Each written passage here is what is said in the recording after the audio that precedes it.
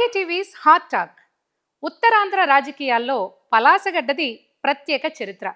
స్వాతంత్ర సమరయోధుడు గౌతు లచ్చన్న నడిచిన నేల ఇది. ఆయన వారసత్వంతో దశాబ్దాలుగా ఆయన కుటుంబానికి అండగా నిలుస్తోంది పలాస. మొదటిసారి ఓడిపోయినా ఇటీవల ఎన్నికల్లో వచ్చిన రెండో అవకాశంతో మాజీ మంత్రి సిదిరి అప్పలరాజుపై 40,000 ఓట్ల మెజార్టీతో గెలిచి అసెంబ్లీలోకి అడుగుపెట్టారు గౌతు శిరీష. అయితే అధికారంలోకి వచ్చి ఇన్నేళ్లైనా పలాసకు ఉన్న పాత సమస్యలు అలాగే ఉన్నాయా? కూటమి ప్రభుత్వం అధికారంలోకి వచ్చినా పలాసకు అందాల్సిన నిధులు అందుతున్నాయా? లేక గౌతు లచ్చన్న గారి వారసత్వం కేవలం ఓట్లకే పరిమితమవుతోందా? ఎమ్మెల్యే గౌతు శిరీష్ గారిని అడిగే సూటి ప్రశ్నలు, దాచలేని నిజాలు ఇవాల్టి మన హాట్ టాక్లో. శిరీష్ గారు, పలాసలో ఒకప్పుడు దారుణమైన రాజకీయ భాష ఇక్కడ వినిపించేది. ఇప్పుడు కూడా అలాగే ఉందా? నాకు తెలిసి మీరు కూడా చాలా బాధపడ్డారు కూడా, చాలాసార్లు చెప్పారు కూడా. ఇప్పుడు కూడా పరిస్థితి అలాగే ఉందా? లేదమ్మా, నేను వచ్చాక, మన గవర్నమెంట్ వచ్చాక, కోర్స్ మనం రూలింగ్లో ఉన్నాం కాబట్టి వాళ్ళు యూజ్ చేస్తున్నారేమో కానీ ఆల్మోస్ట్ ఆల్ చాలా వరకు కంట్రోల్ అయింది. మీరు ఆయన మీ మీద ఎప్పుడైతే మనకు తెలుసు, నేను ఎవరి గురించి మాట్లాడుతున్నానో మీకు తెలుసు, మీరే డైరెక్ట్గా అంటారు.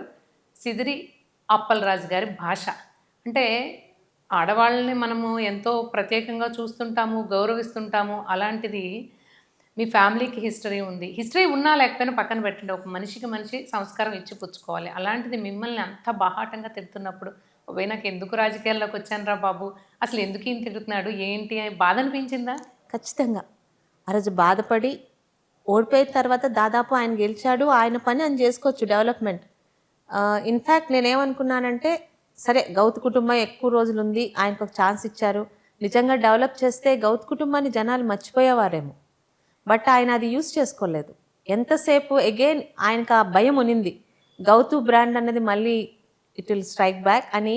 ఎంతసేపు టీడీపీని సపోర్ట్ చేసే వాళ్ళని, ఆర్ఎల్స్ నా ఫ్యామిలీకి సపోర్ట్ చేసే వాళ్ళని ఇబ్బంది పెట్టడానికే ట్రై చేశాడు తప్పితే డెవలప్మెంట్ అంటూ చూపించలేకపోయాడు. మొదట్లో చాలా భయపడ్డా, ఎందుకంటే చాలా కొత్త. నాన్నగారు సీనియర్ లీడరు, తాతయ్య సీనియర్ లీడరు, జిల్లాలో అందరూ, అంటే ఇప్పుడు రామ్మోహన్ నాయుడు గారు కానీ వీళ్ళందరూ family friends. So politics is a cake walk అనుకునే వచ్చాను, చంద్రబాబు నాయుడు గారితో వర్క్ చేసిన ఒక క్రెడిట్ వస్తుందని. బట్ 2019-24లో అంటే తాతగారి నాన్నగారి ఇమేజ్ ఎప్పుడు మమ్మల్ని ప్రొటెక్ట్ చేస్తూ ఉండేది. బికాజ్ వాళ్ళు ఎవరిని ఏమి ఇబ్బంది పెట్టలేదు. They went. అసలు శివాజీ గారిని గురించి అయితే ఈ రోజుకి ప్రతిపక్షాలు కూడా వేలెత్తి చూపించలేని విధంగా ఆయన అంత మర్యాదగా ఉండేవారు. అలాంటిది ఈయన దాడికి మొదట్లో భయం వేసి, నాకు వద్దు రాజకీయాలు అన్న రోజులు ఉన్నాయి. నాన్నగారు కూడా ఆయన సాఫ్టే. సరే మనం అలా సడన్గా వదలలేం కాబట్టి చంద్రబాబు నాయుడు గారికి చెప్పి ఇంకొక ఇన్ఛార్జిని చూసుకోమని మనం వదిలిపెట్టేద్దాం అన్న దాకా వచ్చింది. మదర్ ఎవరికి చెప్పారు? నాన్నగారికి చెప్పాను, నా వల్ల కాదు, ఎందుకంటే పర్సనల్ అటాక్ అవుతుంది. ఇప్పుడు లవ్ మ్యారేజ్ చేసుకోవడం, ఇంటర్ కాస్ట్ మ్యారేజ్ చేసుకోవడం తప్పే కాదు.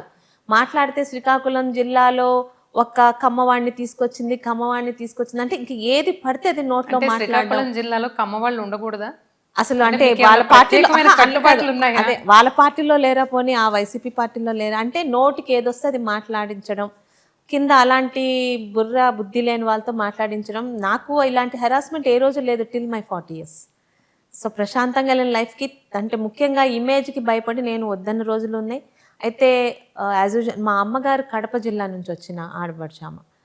సో ఒక్కటే అంది, ఇప్పుడు భయపడి వెళ్ళిపోతే లచ్చన్న గారి గురించి వాడు వాగుతున్న వాగుడంతా నిజమా, భయపడి వెళ్ళిపోయింది అని అంటారు, ఆలోచించుకో అని అన్నారు. So that is the thing. అంటే వీడికి భయపడి వెళ్ళిపోవడం అని నేను ఆలోచించాను. గెలిపోవటంలో అందరికీ వస్తాయి. ఈ రోజు పెద్ద పెద్ద నాయకులు కూడా ఓడిపోయిన రోజులు కూడా ఉన్నాయి. స్వయంగా ఇందిరాగాంధీ గారు కూడా ఒకసారి ఓడిపోయారు.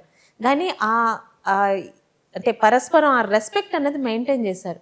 అంతెందుకమ్మా, నాన్నగారు లైఫ్లో ఒకేసారి ఓడిపోయారు 2009లోని. జుత్తు జగన్ నాయకులు గారని, ఆయన ఒక మత్స్యకార ఎమ్మెల్యే. ఎంత మర్యాదగా ఉండేవారంటే, నాన్నగారు కనిపిస్తే అన్నయ్య అనేవారు, బాగా మాట్లాడేవారు. ఫ్యామిలీస్గా గివ్ అండ్ టేక్ రెస్పెక్ట్ ఎప్పుడూ ఉండేది. గౌతు కుటుంబం ఎప్పుడు వర్సెస్ మజ్జి నారాయణరావు గారు, మజ్జి తులసీదాస్ గారు, మజ్జి శారదా గారు.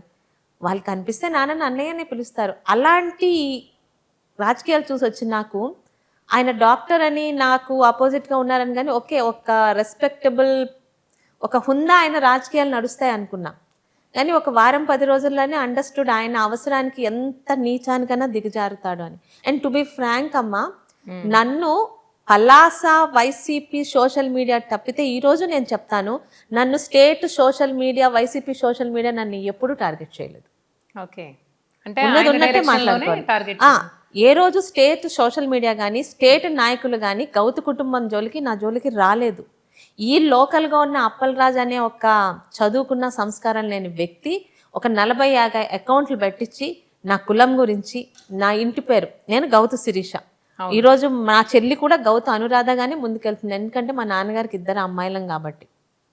ఈరోజు ఎంతమంది ఇంటి పేరుతో లేరు, ఎవరిని ఎవరు టార్గెట్ చేయలేదే. యనమల దివ్య ఉన్నారు, ఈవెన్ వైసీపీలోని ఉన్నారు, వాళ్ళ సొంత బాస్ చెల్లెలే ఈరోజు షర్మిలా గారు తిరుగుతున్నారు. కానీ ఆయనకి నా కుటుంబాన్ని నన్ను అనడానికి ఏమీ దొరకలా, ఎందుకంటే ఏ రోజు గౌతు కుటుంబం ఎటువంటి అవినీతిలో కానీ ఎందులో ఇరుక్కోలేదు. సో ఒక కమ్మవాణ్ణి చేసుకుంది, లేకపోతే ఇంటి పేరు గౌతు, అసలు ఎవరైనా అది మాట్లాడతారా? సో కనీసం అంటే చదువుకున్నాడు, సంస్కారం లేని వ్యక్తి. కానీ మీ కుటుంబ సభ్యులు కానీ అని ఉండరు కదా, కూడా అని ఉండరు. అదే నేను ఎప్పుడు అనుకుంటాను, ఏ రోజు వైసీపీ స్టేట్ సోషల్ మీడియా నా జోలికి రాలేదు. వాళ్ళకు కూడా అందులో పార్టీలో ఉన్న వాళ్ళకు కూడా గౌతు కుటుంబం, గౌతు లచ్చన్ గారి కుటుంబం అంటే మర్యాద ఉంది.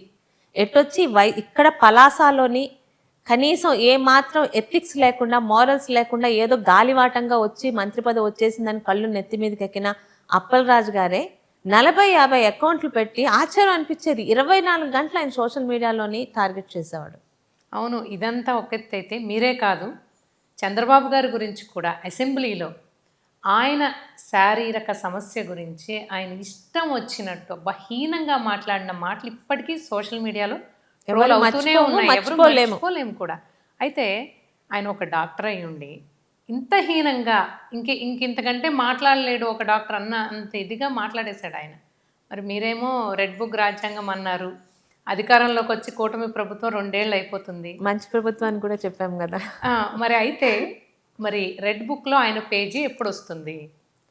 నేనైతే అసలు దాని మీద కాన్సన్ట్రేట్ చేయట్లేదు తల్లి, ఎందుకంటే ఆయన ఏం చేశాడో 17,000 మెజార్టీతో గెలిచాను అన్న విర్రవీగిన ఆయనకి ఈరోజు 42,000 తేడాతో ఓడించి ఇంట్లో కూర్చోబెట్టారు. సో అసలు ఆయన మీద కాన్సన్ట్రేట్ చేయట్లా. పలాస చాలా 5 సంవత్సరాలు చాలా ఇబ్బంది పడింది. మాట్లాడితే 144 సెక్షన్స్ పెట్టేవాళ్ళు, అసలు బయటకు వస్తే పోలీసులు ఎలాంటి ఇబ్బంది పెట్టేవాళ్ళు.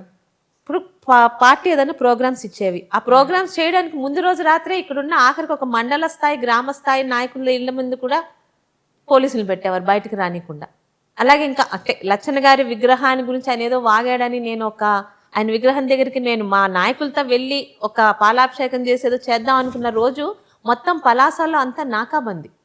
అంటే ఒక మంత్రి అనేవాడు ఒక్క పలాసలో కదా, ఆశ్చర్యం, ఆ ప్రోగ్రాంకి తరలి వస్తున్న శ్రీకాకుళం జిల్లాలో రాజాంలో ప్రతిభాభారతి గారి దగ్గర నుంచి, కూనరవి దగ్గర నుంచి, అచ్చెన్నాయుడు గారి దగ్గర నుంచి, రామ్మోహన్ నాయుడు గారి దగ్గర నుంచి ప్రతి ఒక్కరిని ఇంటి దగ్గర హౌస్ అరెస్ట్. అంత అవసరమా? అంటే చేతిలో ఉన్న అధికారానికి అదేదో అంటారు చూడమ్మా, కోతికి కొబ్బరి చిప్పేస్తే లేకపోతే ఏదో అధికారాన్ని ఇస్తే ఎలా తయారు చేస్తుందో అలా చేశారు. సో పలాస ప్రజలు విసుక్కునేవారు, ఏంటిది వీళ్ళకి మధ్యలోని ఊర్లోని కర్ఫ్యూ ఏంటి, ఎవరిని బయటికి రానివ్వకూడేంటి. నేను ఎమ్మెల్యేగా క్యాంపెయినింగ్ చేసిన ఒకటే చెప్పాను, ప్రశాంతమైన పలాస, సేవ్ పలాస, సేవ్ పలాస. ఈరోజు దానికి కట్టుబడి ఉన్నాను. అసలు నేను గెలిచాక ఎప్పుడప్పుడు వచ్చి మరి కొంచెం నోరు పారేసుకుంటున్నప్పుడు ఆయనకి నేను ఆన్సర్ ఇస్తున్నాను తప్పితే అసలు ఐఎమ్ నాట్ ట్రీటింగ్ హిమ్, అసలు ఉన్నాడా లేడా అని కూడా నేను పట్టించుకోవట్లేదు. గత ఎన్నికల్లో చూస్తే చివరి నిమిషం వరకు అసలు మీకు టికెట్ వస్తుందా రాదా అనే ఉత్కంఠ. కేవలం అంటే ఒక రకంగా చెప్పాలంటే ఓన్లీ లచ్చన్న గారి వారసత్వంతోనే లేకపోతే మీ నాన్నగారి వారసత్వంతోనో మీకు టికెట్ వచ్చిందా? ఎందుకని మీ అంతటా మీరు టికెట్ ఎందుకు తెచ్చుకోలేకపోయారు? ఎందుకు అంత లేట్ చేయాల్సిన అవసరం ఏమొచ్చింది? రీజన్ ఇప్పటికీ తెలియదమ్మా.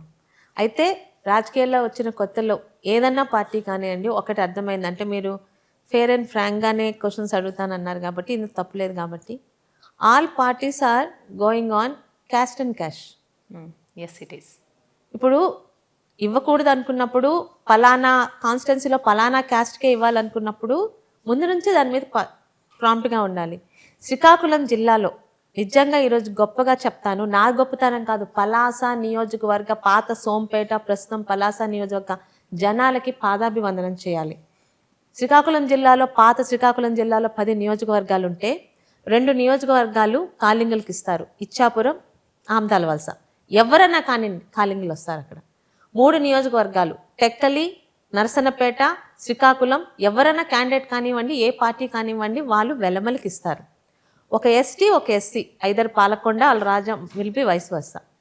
మిగతా 2 పాతపట్నం, ఎచ్చర్ల కానీ రాజాం కానీ కాపులకి ఇస్తారు. అప్పుడు ఇప్పుడు మా క్యాస్ట్ ఇక్కడ ఉండేది 4 to 5%. నా క్యాస్ట్ ఈరోజు శ్రీకాకుళం టౌన్లో ఎక్కువ ఉంటారు, నరసన్నపేటలో ఉంటారు.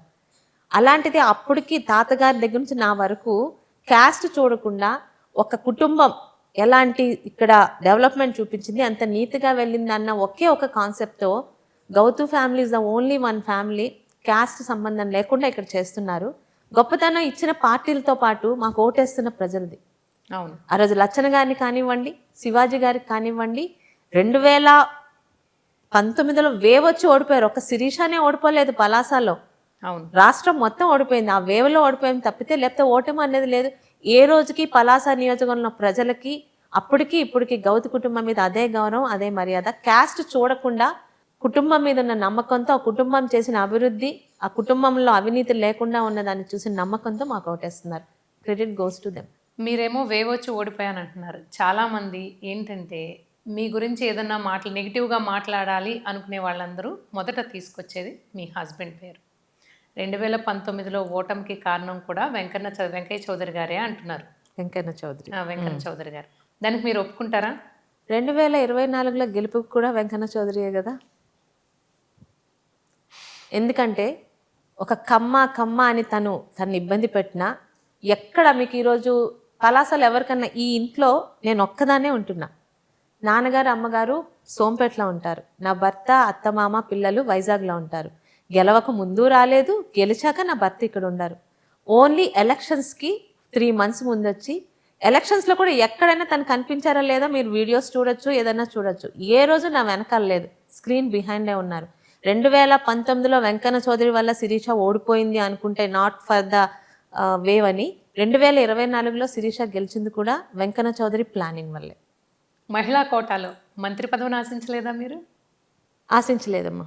ఎందుకంటే శివాజీ గారు 6 సార్లు ఎమ్మెల్యేగా పనిచేసినప్పటికీ జిల్లాలో సీనియర్ మోస్ట్, జిల్లాలో ఇప్పుడు మంత్రి పదవులు ఇచ్చిన వాళ్ళకన్నా శివాజీ గారు రాజకీయ పరంగా సీనియరు.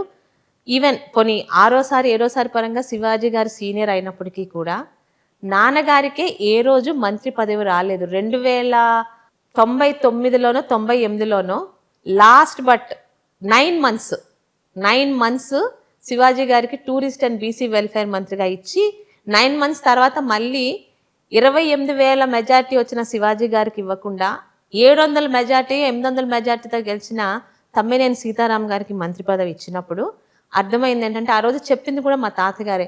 అదేంటి నాన్నగారికి ఇవ్వకుండా ఆయనకి ఇచ్చారంటే, ఇప్పుడు రాజకీయాలు క్యాస్ట్ మీద నడుస్తున్నాయి. క్యాస్ట్ అన్నా ఉండాలి, క్యాష్ అన్నా ఉండాలి.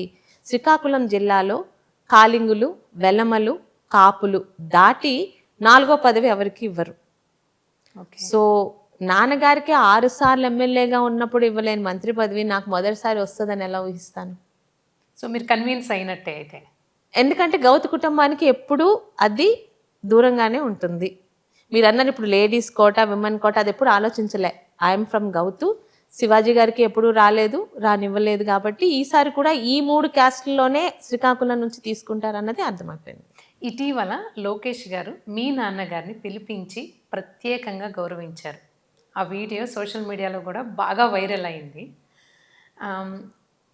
ఆ తరువాత మీ నాన్నగారు వచ్చి లోకేష్ గారి గురించి ఏమన్నారు అంటే, దగ్గరగా చూసినప్పుడు ఒపీనియన్ మారుతుంది. ఆయన చంద్రబాబు నాయుడు గారితో బాగా అనుబంధం ఉందని తెలుసు ఆయనకి పాలిటిక్స్ గురించి. అయితే డైరెక్ట్గా నేరుగా అలా లోకేష్ గారి చేత గౌరవించబడడం నిజంగా ప్రత్యేకం. మీ నాన్నగారు ఎలా ఫీల్ అయ్యారు?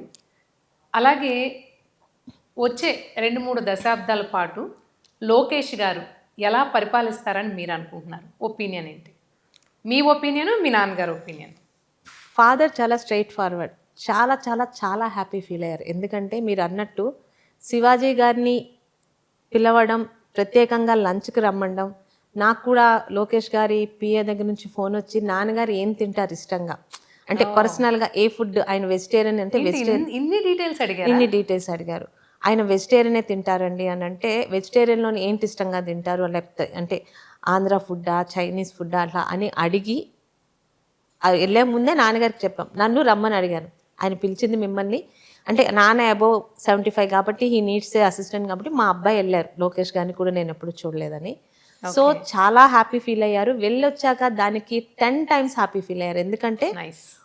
అంత బిజీగా, ఎందుకంటే లోకేష్ గారి అపాయింట్మెంట్ గురించి ఈరోజు మంత్రులు ఎమ్మెల్యేలు ఎలా వెయిట్ చేస్తున్నారో అందరికీ తెలుసు. అవును. అలాంటి టైంలో ఆయన మధ్యాహ్నం వచ్చి ఒక 1 అవర్ ఆయన రూమ్లో కూర్చొని ఆయనే నాకు స్వయంగా వడ్డించి లంచ్కి కలిసారు. లంచ్కే రమ్మని పిలిచారు. మీరు నాన్నగారితో పనిచేశారు, నాన్నగారు చేసినవి నేను ఏమన్నా చేయలేకపోతున్నా, మీరు ఏమన్నా ఐడియాలు నాకు ఇవ్వగలరా అని అడిగి తెలుసుకొని వచ్చేటప్పుడు నా కాళ్ళకి ఆయన వంగి దండం పెట్టడం నా జీవితంలో నేను మర్చిపోలేను. అంటే చంద్రబాబు నాయుడు గారితో ఒక భయం ఉండేది మాకు, ఈ అబ్బాయితో ఒక ఎఫెక్షనేట్, అంటే ఒక పెద్దవాళ్ళు, మేము సీనియర్స్, మీ దగ్గర నేను జూనియర్ని అని ఒక రెస్పెక్ట్ మాకు ఇచ్చారు. ఇప్పటికే లోకేష్ గారు స్టార్టింగ్ నుంచి ఇప్పటికే ఎంత మారారో అందరూ చూసాం. నాట్ ఓన్లీ బై ఫిజిక్, ఆ వే ఆఫ్ టాకింగ్ కానీ, ఆయన డెసిషన్స్ తీసుకోవడం కానీ. So he will definitely Chandrababu Naidu గారి నాయకత్వం నుంచి ఏం ఎక్స్పెక్ట్ చేస్తున్నామో మనల్ని ఎవరిని ఆయన డిసప్పాయింట్ చేయరు అన్న ఒక ఫీడ్బ్యాక్ ఇంటికి వచ్చాక నాన్నగారు ఇచ్చారు. జగన్మోహన్ రెడ్డి గారికి లోకేష్కి ఉన్న ముఖ్య తేడాలు ఏమైనా చెప్పగలరా? రోజంతా చెప్పగలమమ్మా.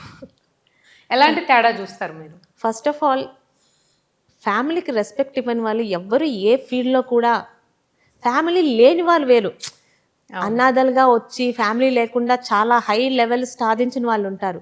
కానీ సొంత కుటుంబాన్నే గౌరవించకుండా పక్కన పడేసిన వాళ్ళు ఎక్కడ ఎటువంటి అసలు ముందుకు వెళ్ళలేరు.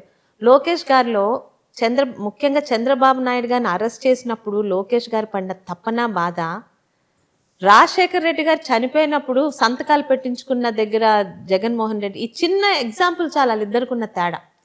తండ్రి చనిపోయాక, తండ్రి ఒక యాక్సిడెంట్లో చనిపోయాడు, ఎలా చనిపోయాడు అన్నది పక్కన పెట్టి వచ్చిన వాళ్ళందరి దగ్గర తండ్రి భౌతిక కాయం పక్కనే నన్ను సీఎంగా చెయ్యండి అని సంతకాలు పెట్టించుకున్న ఆయన ఎక్కడ, తను పాదయాత్రలో ఉండగా అర్ధరాత్రి తన తండ్రిని ఎంత భయానకంగా రాత్రంతా నిద్ర లేకుండా చేసినప్పుడు, ఆ రోజు ఆ కారు టైర్ల దగ్గర ఆయన కదిపించకపోతే కారు దగ్గర ఆ టైర్కి ఆనుకొని కూర్చుండిపోయాను, ఆయన పడిన బాధ, తండ్రికి బెయిల్ తీసుకొచ్చినంత వరకు పెద్దలకి పార్టీని అప్పచెప్పి ఢిల్లీ, హైదరాబాద్ ఆయన్ని కూడా అరెస్ట్ చేస్తానంటే, తన అరెస్ట్ అయితే తండ్రి బయటికి రాలేడని తప్పించుకొని ఒక సీఎంగా పనిచేసిన 3 సార్లు, అప్పటికి చంద్రబాబు నాయుడు గారు సీఎం కొడుకుగా ఉన్న ఆయన ఎంత ఇబ్బంది పడి అనుకున్నది సాధించి వాళ్ళ తండ్రికి బెయిల్ తీసుకొచ్చిన ఇద్దరికి అంత తేడా. ఇంకా ప్రతి మాటకి మాట చెప్పాలి, అది ఒక్కడ చాలదా.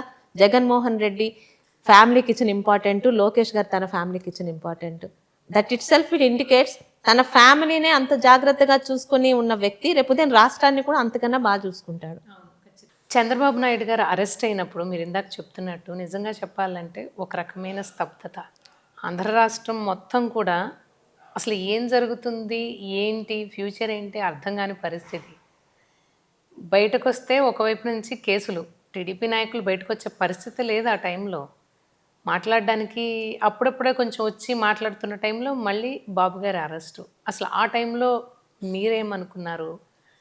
పొలిటికల్గా అంటే రాజకీయ నాయకులందరిలో ఎలాంటి ఆలోచన, ఎలాంటి భావోద్వేగం ఎలా అనిపించింది మీకు ఆ టైంలో? చంద్రబాబు నాయుడు గారిని అంత ఘోరంగా అరెస్ట్ చేసే అంత బరి తెగిస్తారని అయితే ముందు అనుకోలేదు. చేశాక ఫస్ట్ 2 days సరే అందులో ఏం లేదు, హీల్ కమ్ అవుట్ అన్న దీంట్లో ఉన్నాం. ఎందుకంటే ఆయన వచ్చారు ఢిల్లీ నుంచి lawyer, so he'll come out అని. ఎప్పుడైతే ఆయనకి బయటికి రాలేదు, ఆయనకి రిమాండ్కి ఇచ్చారనగానే సంథింగ్ హ్యాపెన్, ఎలక్షన్స్ ముందు మమ్మల్ని ఇబ్బంది పెట్టడానికని. అయితే మీరు అన్నట్టు భయపడలేదమ్మా. టు బీ ఫ్రాంక్, పెద్ద ఆయన 53 రోజులు జైల్లో అవస్థపడ్డారన్న ఒక్క ఫీలింగ్ తప్పితే అప్పటి వరకు భయంగా ఇంట్లోంచి బయటికి రాకుండా ఎలక్షన్స్లోనే వచ్చి ఓటేస్తాం, మమ్మల్ని ఇబ్బంది పెట్టద్దన్న ప్రతి ఒక్కడు రోడ్డు ఎక్కాడు. నేను నా కాన్స్టిట్యున్సీ గురించి చెప్తున్నాను. ఆ 53 రోజులు మేము శిబిరం నడిపించాం. మొదటి 2 రోజులు మమ్మల్ని ఇబ్బంది పెట్టారు, ఎవ్వడు మాకు ప్లేస్లు ఇవ్వకుండా చేశారు. సరే మా నాయకుడు వాళ్ళ తాలూకా ప్లేస్ ఉంది, రోడ్డు మీద ప్లేస్ని మేము 4 టెంట్లు వేసుకొని అక్కడే నడిపాం. మొదటి 2 days అయితే నా తండ్రిని కూడా లాక్ తీసుకుని వెళ్ళి ఎక్కడున్నారో తెలియకుండా ఏడిపించిన రోజులు ఉన్నాయి. అవన్నీ సెకండ్ డే అంటే తీసుకెళ్లారు. అక్కడున్న ఆయన తీసుకొని ఆయన 2 సార్లు ఆయనకి ఒకసారి ఓపెన్ హార్ట్ సర్జరీ, రెండోసారి యాంజియోప్లాస్టీ అయింది.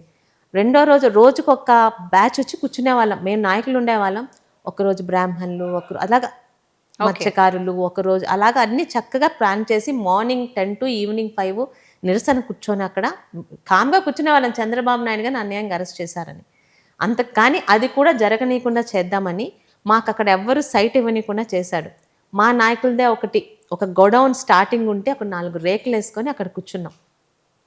ఆ రోజు మా నాన్నగారితో పాటు మా అమ్మగారు కూడా వచ్చి కూర్చున్నారు. చంద్రబాబు నాయుడు గారిని అరెస్ట్ చేసినందుకు మేము ఈరోజు సంఘీభావం తెలుపుతామని. మా నాన్నగారిని ఒక 4 మంది తీసుకెళ్ళి ముఖ్య నాయకులందరినీ ఇదెక్కించారు. ఆయన్ని కుక్కి ఒక పోలీస్ వ్యాన్లో ఆయన ఎక్కడ తీసుకెళ్లారో మాకు సపరేట్గా తీసుకెళ్ళిపోయారు. ఆయనకి ఏమన్నా అయ్యి ఉంటే పోలీస్ స్టేషన్కి వెళ్ళాను. మా నాన్నకి ఏమన్నా అయిందంటే పోలీస్ స్టేషన్ తగలబెడతానని అక్కడే చెప్పాను. తర్వాత ఒక గంటకి ముందేమో అక్కడ ఏదో ఆయన మధ్యలో ఇన్కన్వీనియంట్ అయితే హాస్పిటల్కి తీసుకెళ్లారన్నారు. హాస్పిటల్ దగ్గరికి వెళ్తే ఇక్కడికి తీసుకురాలేదన్నారు. ఆయన అన్ని ప్లేసులు తిప్పి సోంపేట తీసుకెళ్ళి మా ఇంట్లోని ముందు వరండాలో ఆయన పడేసి వెళ్ళారు. అలాంటి అంటే ఇదంతా ఇప్పుడు వాళ్ళు ఏవో చేస్తున్నారు ప్రోగ్రామ్స్, పర్మిషన్స్ ఇవ్వండి, గొడవ లేకుండా చూసుకోండి అని చెప్తున్నాం మేము కానీ మా పార్టీ కానీ. వాళ్ళలాగా బిహేవ్ చేస్తే పశువుల్లాగా ఈరోజు వాళ్ళు బయటకు వస్తారా? అంటే అలాంటి నీచమైన పనులు చేశారు. అయితే పలాసలోని నిజంగా అప్పలరాజు గారికి భయపడో ఈ కేసులకు భయపడి ఆయన గెలిచిన కొత్తలోనే మా సీనియర్స్ ఎంతోమంది నాకు ఫోన్లు చేసి ఇంటికి వచ్చి అమ్మ మేము బయటికి రాం, ఎక్కడెక్కడో ఉన్న మా పిల్లల మీద కూడా బైండ్ ఓవర్లు కేసు పెడుతున్నారు, మా తాలూకా చిన్న షాపుల మీద వ్యాపారాల మీద విజిలెన్స్ దాడులు చేయిస్తున్నాడు, మేము తెలుగుదేశాన్ని వదలం, అయితే బయటికి రాలేం, మీతో ఏ ప్రోగ్రామ్స్కి రాము, బట్ ఎలక్షన్కి మాత్రం వచ్చి బయటకు వచ్చి మీకు ఓటేస్తామని చెప్పి భయపడి ఇంట్లో ఉన్న నాయకులందరూ అరే చంద్రబాబు నాయుడిని అరెస్ట్ చేస్తే ఇంక వీళ్ళు మనకేంటి చేసేది, ఎక్కుదాం పదండి రోడ్డు, ఎంతమందిని అరెస్ట్ చేస్తారు అని తెగించి బయటకు వచ్చేలా చేశారు. నిజంగా అంటే ఒక విధంగా వాళ్ళు చూపించిన ఎమోషన్కి కంట్లో నీళ్ళు కూడా తిరిగాయి. ఇంకా సార్ని అరెస్ట్ చేశాక మళ్ళీ మనం లోపల ఉండేది, ఎంతమందిని అరెస్ట్ చేస్తారు, ఎన్ని జైళ్ళని నింపుతారు, పదండి అని ముఖ్యంగా నాన్నగారిని రెండో రోజు పెట్టిన ఇబ్బందికి అప్పటి వరకు స్తబ్దుగానో లేకపోతే నిజంగా తెలుగుదేశం వస్తుందా రాదో మనం ఎందుకు ఇబ్బంది పడ్డాం అనుకున్న వాళ్ళందరూ తెగించి బయటకు వచ్చేలా చేశారు. రాష్ట్రం మొత్తం ఎక్కడ మేము టైర్లు తగలబెట్టలా, ఎక్కడ సినిమా హాల్ తగలబెట్టలా, లేకపోతే రత్నాచల్ ఎక్స్ప్రెస్లు తగలబెట్టలేదు. చాలా క్వైట్గా మా నాయకుడికి జరిగిన దానికి అన్యాయంగా పెట్టారని ప్రతి ఒక్కరు సోషల్ మీడియాలోని కామ్గానే వచ్చాం, కానీ ఎక్కడ అరాచకాలు లేకుండా నిశ్శబ్దంగా మేము చేసాం. అయితే పెద్ద ఆయన్ని జైల్లో పెట్టి ఇబ్బంది పెట్టారు శారీరకంగా అన్న బాధ మాకు తప్పితే ఆయన్ని లోపలేసి ఒక తప్పుడు పని చేసి జనాల్ని బయటకు వచ్చి చేశారు వాళ్ళు. ఈరోజు నిజంగా ఆయన అరెస్ట్ చేసిన రోజు ముందు రోజే లోకేష్ గారి పాదయాత్రను మేము అమలాపురంలో కలిసి వచ్చామండి. జూమ్ చేసుకోండి. చాలా బాధ అనిపించింది. నెక్స్ట్ డే ఏబిఎన్ వాళ్ళు మార్నింగ్ తీసుకుంటే నైట్ సార్ అరెస్ట్ అయినప్పటికీ ఆటోమేటిక్గా కంట్లోంచి నీళ్ళు వచ్చాయి. అరే ఆయన చేసిన తప్పు ఏంటి, నా రాష్ట్రం అని రాష్ట్రం గురించి కష్టపడ్డామా, ఆయన చేసిన తప్పు. జగన్మోహన్ రెడ్డిని అరెస్ట్ చేయలేక అండి అంతకుముందు మేము 2014-19 మధ్య ఎన్ని చెత్త పనులు చేసినా, ఆ నంద్యాల ఎలక్షన్స్లోని అప్పుడు సీఎంగా ఉన్న చంద్రబాబు నాయుడు గారిని ఉరేయాలని మాట్లాడినా ఒక లిమిట్స్ ఉంటాయి కొంతమంది నాయకుల జోలికి వెళ్ళాలంటే, కానీ ఆ లిమిట్ కూడా దాటి జగన్మోహన్ రెడ్డి తన గొయ్య అంటారా తన సమాధి అంటారా తనే తవ్వుకున్నాడు రాజకీయ సమాధి. ఆ రోజు మాత్రం కంట్లోంచి నీళ్ళు తిరిగా. పెద్ద ఆయన చేసిన పాపం ఏంటి, 75 సంవత్సరాల వయసులో ఆయన్ని రాత్రంతా నిద్రపోనివ్వకుండా బస్సు చుట్టూ బస్సుల్ని సౌండ్లు చేసి ఆయనకి ఏమవుతుందో తెలియనివ్వకుండా ఎర్లీ మార్నింగ్ 4 o'clock అరెస్ట్ చేసి మళ్ళీ విజయవాడ దాకా బై రోడ్, అంటే ఆయనకి శారీరకంగా ఇబ్బంది పెట్టాలని కదా. ఆయన మెంటల్ స్టెబిలిటీ స్ట్రాంగ్ కాబట్టి అవన్నీ తట్టుకున్నారు. జగన్మోహన్ రెడ్డి గారు అధికారంలో ఉన్నప్పుడు వైజాగ్ని ఎగ్జిక్యూటివ్ క్యాపిటల్ అన్నారు, ఉత్తరాంధ్ర కోసమే ఆయన చెప్పింది. ఇప్పుడేమో మావిగన్ అంటున్నారు. అయితే అసలు ఈ ప్రాంత వాసులు, పలాస ప్రాంత వాసులు ఏమంటున్నారు రాజధాని విషయంలో? అప్పుడేమనుకున్నారు, ఇప్పుడేమంటున్నారు? మావిగన్ అంటున్నారు కదా ఆయన కొత్తగా. ఇప్పుడు పలాస వాసులు 2014-19 మధ్య రాష్ట్రం మొత్తం తిరిగారు. ఆ కమిషన్ వాళ్ళు, కృష్ణ కమిషన్ వాళ్ళు తిరిగినప్పుడు వైజాగ్ వాళ్ళే మాకు రాజధాని వద్దు, Vizag is a developed city, ఒక రాజధానికి కావాల్సిన అన్ని హంగులు అక్కడ ఉన్నాయి, కానీ మాకు రాజధాని వద్దు, రాజధాని అన్నది అందరికీ సమానంగా ఆ మధ్యలో ఇటు రాయలసీమకి ఇటు ఉత్తరాంధ్రకి మధ్యలో అక్కడే ఉండాలని ఆ రోజే వాళ్ళు తేల్చి చెప్పారు. జగన్మోహన్ రెడ్డి ఉత్తరాంధ్రని డెవలప్ చేయడానికి రాజధాని పెడతామని మాట్లాడలేదమ్మా. అందరికీ తెలుసు. రుషికొండ మీద ప్యాలెస్ కట్టుకోవడం గురించి ఏదో ఒక మాటలు మాట్లాడి అక్కడ అంతఃపురం కట్టుకున్నారు. రాజధాని డెవలప్మెంట్ అంటే 5 సంవత్సరాల్లోని నేను తాడేపల్లిలోని ఇల్లు కట్టుకున్నాను, చంద్రబాబు నాయుడు గారు కట్టుకోలేదు కానీ నేను కట్టుకున్నాను అని చెప్పి ఈ మధ్య మంత్రులు మాట్లాడిన మాటలు మీ వీడియోల్లోని మీ ఛానల్స్లో ఉన్నాయి. అలాగే గెలవగానే 3 రాజధానులు అని చెప్పినప్పుడే ఏమాత్రం రాజకీయ పరిజ్ఞానం ఉన్న నాలాంటి జూనియర్ అమ్మాయి కూడా అనింది, 3 రాజధానులు కాదు కదా, 3 ఇటుకలు కూడా ఎక్కడా పెట్టడు. రాయలసీమకి, ఉత్తరాంధ్రకి, అమరావతికి మధ్య గొడవలు పెట్టి 5 సంవత్సరాలు టైం పాస్ చేస్తాడన్నాం. అదే జరిగింది. ఆ రోజు పలాస ప్రజలు కానీ, ఉత్తరాంధ్ర ప్రజలు కానీ, ముఖ్యంగా మతిలేని పార్టీ గతిలేని నాయకులు అంటాను ఈరోజు నేను ఆ వైసీపీని. ఆయన ఏం మాట్లాడుతున్నా కనీసం అది తప్పు, అలా మాట్లాడకూడదు, మన పార్టీ నాశనం అవుతుందని చెప్పే ధైర్యం కానీ, చెప్పే బుద్ధి కానీ ఆ నాయకుల్లో ఒక్కడికి లేకుండా ఉంది. ఒక ధర్మాన్ ప్రసాద్ గారు ఉన్నారు, బొత్స సత్యనారాయణ గారు ఉన్నారు, ఇంకా అటు సైడ్ ఎవరున్నారో మాకు తెలియదు, మా ఉత్తరాంధ్ర నాయకులు. వీళ్ళందరూ రాజశేఖర్ రెడ్డి గారితోని, రోషయ్య గారితో పనిచేశారు. అంటే ఒక హుందా ఉన్న నాయకులతో, కాస్త జ్ఞానం ఉన్న నాయకులతో మంత్రులుగా చేశారు. రాజకీయంగా వీళ్ళు జగన్మోహన్ రెడ్డి గారి కన్నా సీనియర్లు. కావాలని మీరు నాశనం చేస్తున్నారు పార్టీని, పార్టీకి రాజకీయ భవిష్యత్తు లేదని చెప్పే ధైర్యం కూడా వాళ్ళు చేయలేరు, ఆ చనువు కూడా ఇవ్వరేమో. ఆ రోజు ప్రజలు నమ్మలేదు. ఈరోజు కూడా పిచ్చి పీక్ స్టేజ్కి వెళ్ళింది. నేను ఉన్నాను అని అనడానికి గురించి 15 రోజులకు ఒకసారి కర్ణాటక నుండి తాడేపల్లికి వచ్చి ఒక పనికిరాని ఒక కామెడీ ప్రెస్ మీట్ పెట్టి వెళ్తున్నాడు తప్పితే మనకి డైవర్ట్ చేస్తున్నాడు. మనం అనుకుంటున్నాం ఆయన ఒక జోకర్ లాగా మావిగన్ అని చెప్పి మనందరికీ ట్రోల్ చేయడానికి అవకాశం ఇస్తున్నారని, కానీ హీఈస్ డైవర్టింగ్ అస్. ఈరోజు చంద్రబాబు నాయుడు గారు నిన్న మనకి బీవీజీ రామ్జీ అని ఒక పెద్ద కార్యక్రమం అయింది. వర్కింగ్ డేస్ పెంచారు. గ్రామాల్లో నిరుద్యోగులకి చదువు లేని ఉపాధి కూలీలకి 100 రోజుల నుంచి 125 రోజులకి వెళ్ళి వాళ్ళకి మనం ఇచ్చే ఇది కూడా పెంచి భత్యము, అది కంప్లీట్గా డైవర్ట్ అయిపోయింది. ఈ మావిగన్లోని ఆయన చేసే దీంట్లోని చాలా తెలివిగా జోకర్గా కనిపిస్తూనే గత 5 సంవత్సరాలు ఎలాగైతే అభివృద్ధి సంక్షేమం గురించి ప్రజలు అడగకుండా అల్లకల్లోలం చేసి, ఒక సుధాకర్ గారి హత్య దగ్గర నుంచి ఒక సుబ్బయ్య, కోట చంద్రయ్య వీళ్ళందరూ హత్యలు చేసి అరెస్టులు చేసి, ఒక అచ్చెన్నాయుడు గారు, ఒక కొల్లు రవీంద్ర గారు, ధూళిపాల నరేంద్ర గారు, అలాగ అడిగిన ప్రతి ఒక్కరికి చేసి 5 ఇయర్స్ రాష్ట్రంలో ఏమైపోతుందని ఎవ్వరూ ఆయన ఇచ్చిన హామీలు కూడా అడగకుండా టైంపాస్ చేశాడు. ఈ 5 ఇయర్స్ కూడా, ఇప్పుడు ఈ 2 ఇయర్స్గా కూడా చంద్రబాబు నాయుడు గారు కానీ, అటు లోకేష్ గారు కానీ, ఇటు పవన్ కళ్యాణ్ గారు కానీ, ముఖ్యంగా ఆయన 5 సంవత్సరాల్లో సాధించలేని నాశనం చేసిన స్టీల్ ప్లాంట్ని ఈరోజు నిలబెట్టాం. కానీ ఇవన్నీ సోషల్ మీడియాలో పక్కకి వెళ్ళిపోతున్నాయి. వీళ్ళు చేసే కామెడీ, వీళ్ళు చేసే ఈ మేకప్ల గురించి, వీళ్ళు చేసే కామెడీ మధ్య, ఇవన్నిటి మధ్య జనాలు కూడా డైవర్ట్ అయిపోతున్నారు సక్సెస్ఫుల్గా. Jaganmohan Reddy is not a joker. ఆయన జోకర్లా కనిపించే చాలా పెద్ద విలను. చాలా హ్యాపీగా 2 ఇయర్స్ ఏమీ చేయకుండా, ప్రతిపక్ష పాత్ర పోషించకుండా, అసెంబ్లీకి రాకుండా నేను ఉన్నాను అని నిరూపించడం గురించి 15 రోజులకు ఒకసారి ఒక కామెడీ స్కిట్ చేస్తున్నారు తప్పితే, ప్రతిపక్షాన్ని కూడా ఒక బాధ్యత ఉందని గత 5 సంవత్సరాలు చంద్రబాబు నాయుడు గారు నిరూపించారు. ఈవెన్ కరోనా టైంలో కూడా మందు షాపుల మధ్య టీచర్లని ఎలాగైతే పెట్టాడో ఆ రోజు నుంచి మమ్మల్ని బయటకు పంపించి ప్రశ్నించండి, అధికారంలో ఉంటే ప్రజల కోసం చేస్తాం, అధికారంలో లేకపోయినా ప్రతిపక్షంలో కోసం ప్రజల కోసం పోరాడాలని ఒక బాధ్యత అప్పచెప్పి మమ్మల్ని పంపించారు. ఈరోజు నిజంగా మిమ్మల్ని అడుగుతున్నాను, because you are from a channel. ఏ నాయకుడు, ఏ వైసీపీ నాయకుడు ప్రజల గురించి మాట్లాడుతున్నాడమ్మా? మేమేమన్నా హామీలు చేయకపోతే అడగండి. మర్యాదగా మీరు గంట మాట్లాడినా, అరగంట మాట్లాడించిన, రోజంతా మాట్లాడినా ఒక సబ్జెక్టుతో విమర్శనాత్మకంగా ప్రశ్నించడానికి మేము రెడీగా లాస్ట్ 5 ఇయర్స్ చూపించాం. కానీ ఈరోజు మైక్ పట్టుకుంటే బూతులు, తిట్టాలి, తిట్టించుకోవాలి, అలాంటి వాళ్ళకే పదవులు ఇస్తారని వాళ్ళకి అర్థమైపోయింది. ఇందాక మీరు అన్నారు కదా, ఇదే అప్పలరాజు గారు మంత్రి పదవి కోసం ఒక ఎమ్మెల్యేగా ఉన్నప్పుడు చంద్రబాబు నాయుడు గారి మానసిక స్థితి గురించి ఈరోజు వైసీపీలో పెద్ద పెద్ద నాయకులుగా ఉన్న వాళ్ళు కూడా చెయ్యని ధైర్యం చేసి అదొక తప్పుడు మాటలు మాట్లాడి ఆయన దృష్టిలో పడ్డాడు, మంత్రి పదవి వచ్చింది. అలాగే జోగి రమేష్ గారు చంద్రబాబు నాయుడు గారు ఇంటి మీద దాటికెళ్లారు, నెక్స్ట్ స్పెల్లో మంత్రి పదవి వచ్చింది. సో అందరికి అర్థమైపోయింది, ఇలాంటి ఎక్స్ట్రాడినరీ చేసి ఎక్స్ట్రాడినరీ మాట్లాడితే రేపు ఉదయం మళ్ళీ వైసీపీ ఏమన్నా వస్తే అది రానివ్వం కూడా. ప్రజలు కూడా చాలా క్లారిటీతో ఉన్నారు.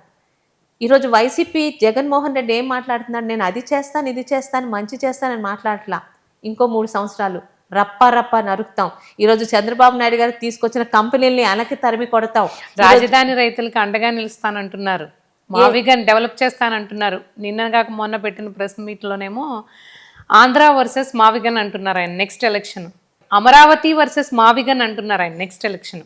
అంటే అమరావతి కావాలనుకునే వాళ్ళు, డెవలప్ చేయాలి అని కోరుకునే వాళ్ళు తెలుగుదేశానికి ఓటేయండి, లేదు మావిగన్ కావాలి అనుకునే వాళ్ళు వైఎస్ఆర్సీపీకి ఓటేయండి అని చెప్పి ఆయన ప్రెస్ మీట్లో అడిగేశారు. అదే చాలా చక్కగా ఆయన మోకాలని గొడ్డలతో నిన్న నరుక్కున్నాడు. ఆయన పిచ్చి ఇంకా పీక్ స్టేజ్కి వెళ్ళిందని. ఏ రాజధాని గురించి మాట్లాడుతున్నాడమ్మా? అసలు రాష్ట్రానికి రాజధాని అవసరమా? రాజధాని ఉండాలని లేదని ఇదే జగన్మోహన్ రెడ్డి మీడియా ముందు మాట్లాడిన రీల్స్ మీ దగ్గర ఇంకా ఉన్నాయి కదా. రాజధాని అవసరం లేదు. ఒక కుటుంబానికి తండ్రి ఎంత ఇంపార్టెంటో రాష్ట్రానికి రాజధాని అంత ఇంపార్టెంట్. అలాంటిది కూడా చాలా వెకిలిగా రాజధాని అవసరమా, రాజధాని అవసరం లేదని ఆయన ముఖ్యమంత్రిగా ఉన్న 5 సంవత్సరాలు ఏ అమరావతి రైతుల భార్యల్ని, బాలింతల్ని కడుపు మీద కొట్టించి రోడ్డు మీద కింద తినేలా చేసి ఆఖరికి వాళ్ళు న్యాయంగా చాలా ధర్మంగా తిరుపతి యాత్ర చేస్తుంటే వాళ్ళు వాష్రూమ్స్ మీద, వాళ్ళు బాత్రూమ్లు వెళ్తుంటే ఆ మీద డ్రోన్స్ తిప్పిన ఈ జగన్మోహన్ రెడ్డి ఈరోజు అమరావతి మీద కల్లిబొల్లి మాటలు నమ్మితే అక్కడున్న వైసీపీ నాయకులకి ఇంకొక గతి లేదు కాబట్టి దాన్ని మాట్లాడుతున్నారేమో కానీ నా రాష్ట్రం బాగుండాలి, ఈ రాష్ట్రంలో నేను ఉన్నాను. టాయిలెట్స్ పైన డ్రోన్స్ కూడా నడిపారా ఆ రోజు? అది పెద్ద కాంట్రవర్సీ. అప్పుడే కదమ్మా కోటంరెడ్డి శ్రీధర్ రెడ్డి గారు అది తప్పు అని చెప్తే కదా ఆయనకి వేరు పెడితే ఆయన పార్టీ నుంచి ఇటు వచ్చేసారు. ఆయన చాలా మర్యాదగా వాళ్ళు చేస్తున్నారు, వాళ్ళకి భోజనాలు పెడదామంటే వాళ్ళ మొబైల్ బాత్రూమ్స్ అని తీసుకొచ్చి వాటి మీద డ్రోన్స్ నడిపించారు ఆ రోజు. అంత నీచాతమైన పనులు చేసి ఏ అమరావతి బాలింతల మీద కడుపుతోని కాలుతో తన్నించారో అది మర్చిపోయాము మనము. ఈరోజు ఆ ఫోటోలు ఉన్నాయి, thanks to the channels and media. అవన్నీ ఇంకా లైవ్గా ఆయన మాట్లాడిన పిచ్చి మాటలు, అహంకారపు మాటలు. అవసరం లేదు, అమరావతిని చంపేస్తాం, అమరావతి ఒక శ్మశానం అని అదే అమరావతిలో చంద్రబాబు నాయుడు గారు తాత్కాలికంగా కట్టించిన అదే సచివాలయంలో అసెంబ్లీలో సిగ్గు లేకుండా 5 సంవత్సరాలు అసెంబ్లీలు నడిపిన మీరు ఎక్కడున్నామో అదే అమరావతి పాడైపోవాలని కోరుకున్నారు వాళ్ళు. ఎలక్షన్కి ముందు మరి అమరావతిలో ఎందుకంత ఇల్లు కట్టుకున్నాం? అప్పుడు జనాల్ని నమ్మించడానికి. అధికారం వచ్చాక ఒకలాగా, ఈరోజు మళ్ళీ అధికారం పోయాక దొంగ మాటలు మాట్లాడుతున్నాడు. నీకు నిజంగా ధైర్యం ఉంటే నువ్వు తాడేపల్లిలో ఉండు, నువ్వు అక్కడ కాదు బెంగళూరులో. చంద్రబాబు నాయుడు గారు నువ్వు ఆయన ఇంటిని నువ్వు అధికారంలో ఉండగా ముంచేయాలని ఎన్నిసార్లు చూశారో ధైర్యంగా అదే ఇంట్లో ఉన్నారు. ఈరోజు అదే ఇంట్లో ఉంటున్నారు ఆయన ముఖ్యమంత్రిగా కూడా. నువ్వు ఓడిన 2వ రోజే కర్ణాటకకి మారిపోయావు. నువ్వు మంత్రిగా, నువ్వు సీఎంగా ఉన్నప్పుడు కూడా ప్రజల మధ్యకు నువ్వు రావాలంటే 2 వైపులా పరదాలు. అమరావతి నువ్వు అసెంబ్లీకి వెళ్ళాలంటే నువ్వు వెళ్ళే దారిలోనే అందరూ ఇల్లు మూసుకోవాలి, వాటి ముందు ఇనుప గేట్లు పెట్టి పోలీసులు ఉంటే ధైర్యంగా వెళ్తున్నావు. అంటే ఏ జనాల్లో ముఖ్యమంత్రిగా ఉండాలనుకున్నాడు ఆ జనాల మీద నమ్మకం లేదు, అందుకే ఈరోజు పక్క రాష్ట్రానికి వెళ్ళిపోయాడు. తాడేపల్లిలో ఉండి మాట్లాడు, అమరావతి రైతులకి ఈరోజు దండగా అంటున్నావు కదా. Yes, I agree. నీ మాట మీద నిల్చోవాలంటే రేపు నుంచి తాడేపల్లిలో ఉండు, రోజు అమరావతిని రైతుల దగ్గరికి వచ్చి కూర్చో. ఏది చంద్రబాబు నాయుడు గారు చెయ్యట్లేదని నువ్వు అంటున్నావో కళ్ళకు కనిపిస్తుంది, అది చూడు. ఇంకేమన్నా మేము చెయ్యకపోతే చెప్పు. అవన్నీ వదిలేసి మైక్ ఉంది కదా, నీకు ప్రతిపక్ష హోదా ఇచ్చినా ఇవ్వకపోయినా నువ్వే ప్రతిపక్ష నాయకుడు మా కర్మకాలి ఈరోజు రాష్ట్రంలోనే. నేను బ్రతుకున్నానని చెప్పడానికి 15 రోజులకు ఒకసారి వచ్చి ఏదో గాలి మాటలు, మాయ మాటలు, అర్థం పర్థం లేని మాటలు. మొన్న మావిగన్ అన్నాడు, మళ్ళీ నిన్నేమో అమరావతి ఉంది అని అంటున్నాడు. ఆయన ఏం మాట్లాడుతున్నాడో, ఆయన మానసిక స్థితి నిజంగా బాగుందా లేదా నాకు తెలియదు, నేను I can't comment on that. కానీ ఆయన తానా అంటే 2వ రోజు తందానా, 3వ రోజు ఇంకోటి అంటే అది తందానా తప్పితే పాపం వేరే దారి లేదు ఆ వైసీపీ నాయకులకి. ఈరోజు ఆయన అమరావతి గురించి మాట్లాడితే అక్కడ ఉన్న వైసీపీ వాళ్ళు నమ్ముతారేమో కానీ అమరావతి రైతులు 5 సంవత్సరాలు ఆయన కనీసం ఒక ఇటుక పెట్టకుండా అక్కడ ఇబ్బంది పడిన రైతులు ఎవ్వరూ, ప్రజలు కూడా నమ్మే పరిస్థితిలో లేరు. అయితే నూజువీడులో గౌతు లచ్చన్న గారి విగ్రహావిష్కరణకు మీరు అటెండ్ అయింది, పెద్ద దుమారమే లేచింది. చాలామంది టీడీపీ క్యాడర్ కానివ్వండి, టీడీపీ నాయకుల మనోభావాలు దెబ్బతిన్నాయి. అఫ్కోర్స్ మీరు క్లారిటీ ఇచ్చారు అప్పుడు, బట్ నేను తెలుసుకోవాలనుకున్నది ఏంటంటే ఆ విషయం జరిగిన తర్వాత చంద్రబాబు గారు కానీ, లోకేష్ గారు కానీ, లేకపోతే పార్టీ అధిష్టానం వాళ్ళ తరపున కానీ ఎవరైనా మీతో మాట్లాడారా, మిమ్మల్ని అడిగారా, అసలు ఏం జరిగింది అప్పుడు? అయితే మీరు అన్నారే సోషల్ మీడియాలో ఎవరికి పే చేయట్లే. నిజంగా పార్టీ మీద ప్రేమతో, పార్టీకి ఎటువంటిది కాస్త ఇబ్బంది కలిగినా మనకే ఇబ్బంది కలుగుతుందని వాళ్ళకి వాళ్ళు రెస్పాన్సిబిలిటీ తీసుకున్నాయి. ఒక విధంగా చెప్పాలంటే పార్టీని ఎక్కువగా ప్రేమించే పార్టీ లవర్స్ ఆ రోజు రియాక్ట్ అయ్యారు. నాకు తెలిసి జరిగినా తెలియక జరిగినా, ముఖ్యంగా అవతల స్థానంలో ఉన్న అతను జోగి రమేష్ కాకుండా ఇంకెవరన్నా అయ్యుంటే అంత వ్యతిరేకత వచ్చుండేది కాదేమో. ఆ జోగి రమేష్ గారని ఒక మాజీ మంత్రి గారు గతంలో చంద్రబాబు నాయుడు గారి ఇంటి మీదకి ఒక 10, 20, 30 బండ్లు తీసుకొని ఇంటిని ధ్వంసం చేస్తానన్న వ్యక్తి కాబట్టి ఆ లెవెల్‌లో ఆ రోజు అటువంటి వ్యతిరేకత వచ్చింది. అయితే నేను ఆ రోజు క్లారిటీ ఇచ్చాను. ఆ కార్యక్రమం డిసెంబర్ 15 ఉందని అక్టోబర్‌లో మాకు జరిగిన అసెంబ్లీ టైంలో నూజివీడుకి సంబంధించిన గౌడ సంఘీయులు, లచ్చన్న గారి అభిమానులు ఆ కార్యక్రమానికి ఆయన మనవరాలుగా మీరు రావాలి అన్నారు. నూజివీడు కాన్స్టిట్యున్సీ నాది కాదు. నా కార్యక్రమం నా కాన్స్టిట్యున్సీలో జరిగితే ఎవరొస్తారు, ఎవరు వెళ్తున్నారని నేను తెలుసుకోగలను. ఆ రోజు అక్కడికి కొనకళ్ళ నారాయణ గారని నాకు ఆయన్ని నేను మేనమామ అంటాను. మా పెద్దలతో కలిసి వెళ్ళినప్పుడు మంత్రి గారు వచ్చి బండెక్కాక సడన్‌గా ఆయనొచ్చి ఎక్కారు. హ్మ్. అంతవరకు అంతవరకు మీకు జోగి తెలీదు. రమేష్ గారని ఒక వ్యక్తి వస్తున్నట్టు కూడా నాకే కాదు అక్కడున్న పెద్దలకు కూడా తెలుసో తెలీదో నాకు తెలీదు. కానీ ఎవ్వరు అది ఊహించలేదు. తర్వాత మీరు అడగలేదా? కొనకళ్ళ నారాయణ గారిని గాని ఎవరిని మీరు అడగలా? మీకు తెలుసా ఆయన వస్తున్నారా? ఏంటి అసలు? తర్వాతన్నా మీరు అడగలేదా? అది జరిగి ఆ మీటింగ్ అవుతుండగానే నా వెర్షన్ నేను ఇచ్చేసి నేను అక్కడి నుంచి వచ్చేసాను. నెక్స్ట్ డే మార్నింగ్‌కి ఇది మొదలైంది. ఓకే. మొదలైనప్పుడు టు బీ ఫ్రాంక్ అక్కడ ఏం జరిగిందో అర్థం చేసుకునే వాళ్ళు పెద్దవాళ్ళు ఉంటారు కాబట్టి అయితే సోషల్ మీడియాలో అయింది. ఇప్పుడు సోషల్ మీడియాలో ఫస్ట్ మొదలైతే అప్పుడు అది ఛానల్స్‌కి, పేపర్స్‌కి వస్తుంది. ఛానల్స్ కన్నా, పేపర్స్ కన్నా ఇమ్మీడియేట్‌గా రియాక్ట్ అయ్యేది సోషల్ మీడియా. అవును. సో, దాన్ని అనవసరంగా పెద్దది చేశారు. అందులో వైసీపీ వాళ్ళు ఉండొచ్చు, టీడీపీ వాళ్ళు ఉండొచ్చు. అయితే నాకు గాని నా తప్పు లేదని అర్థమైందనుకుంటాను. నన్ను ఎక్స్‌ప్లనేషన్ ఇమ్మని అడగలేదు. అయితే పార్టీ పెద్దలు గానివ్వండి, సీనియర్ నాయకులు గానివ్వండి, లేదు. ఎవరు? ఓన్లీ సోషల్ మీడియాలోని జరిగిన అదే శిరీష వెళ్ళింది, శిరీష వెళ్ళకూడదు ఎంత ధైర్యం అన్నది చూసి అయితే మీకు ఎవ్వరు ఫోన్ చేయలా? సీనియర్ నాయకులు గూడా, టీడీపీ సీనియర్ నాయకులు కూడా ఎవ్వరు? ఎవరు చేయలేదు. ఎవరు నన్ను అడగలేదు. ఎందుకంటే అక్కడ అది ఇప్పుడు నా కాన్స్టిట్యున్సీకి నేను జోగి రమేష్ గారిని పిలిపించి చేయిస్తే లేకపోతే నా కాన్స్టిట్యున్సీకి నాకు తెలియకుండా పోనీ ఆ జోగి రమేష్ తర్వాతన్నా గారు అడిగారు అసలు ఎప్పుడు ఈ టాపిక్ ఎవరి నేను దగ్గర అది రాలేదా? జరిగిన రెండో రోజు నా వెర్షన్ ఇచ్చేసాను. ఓకే.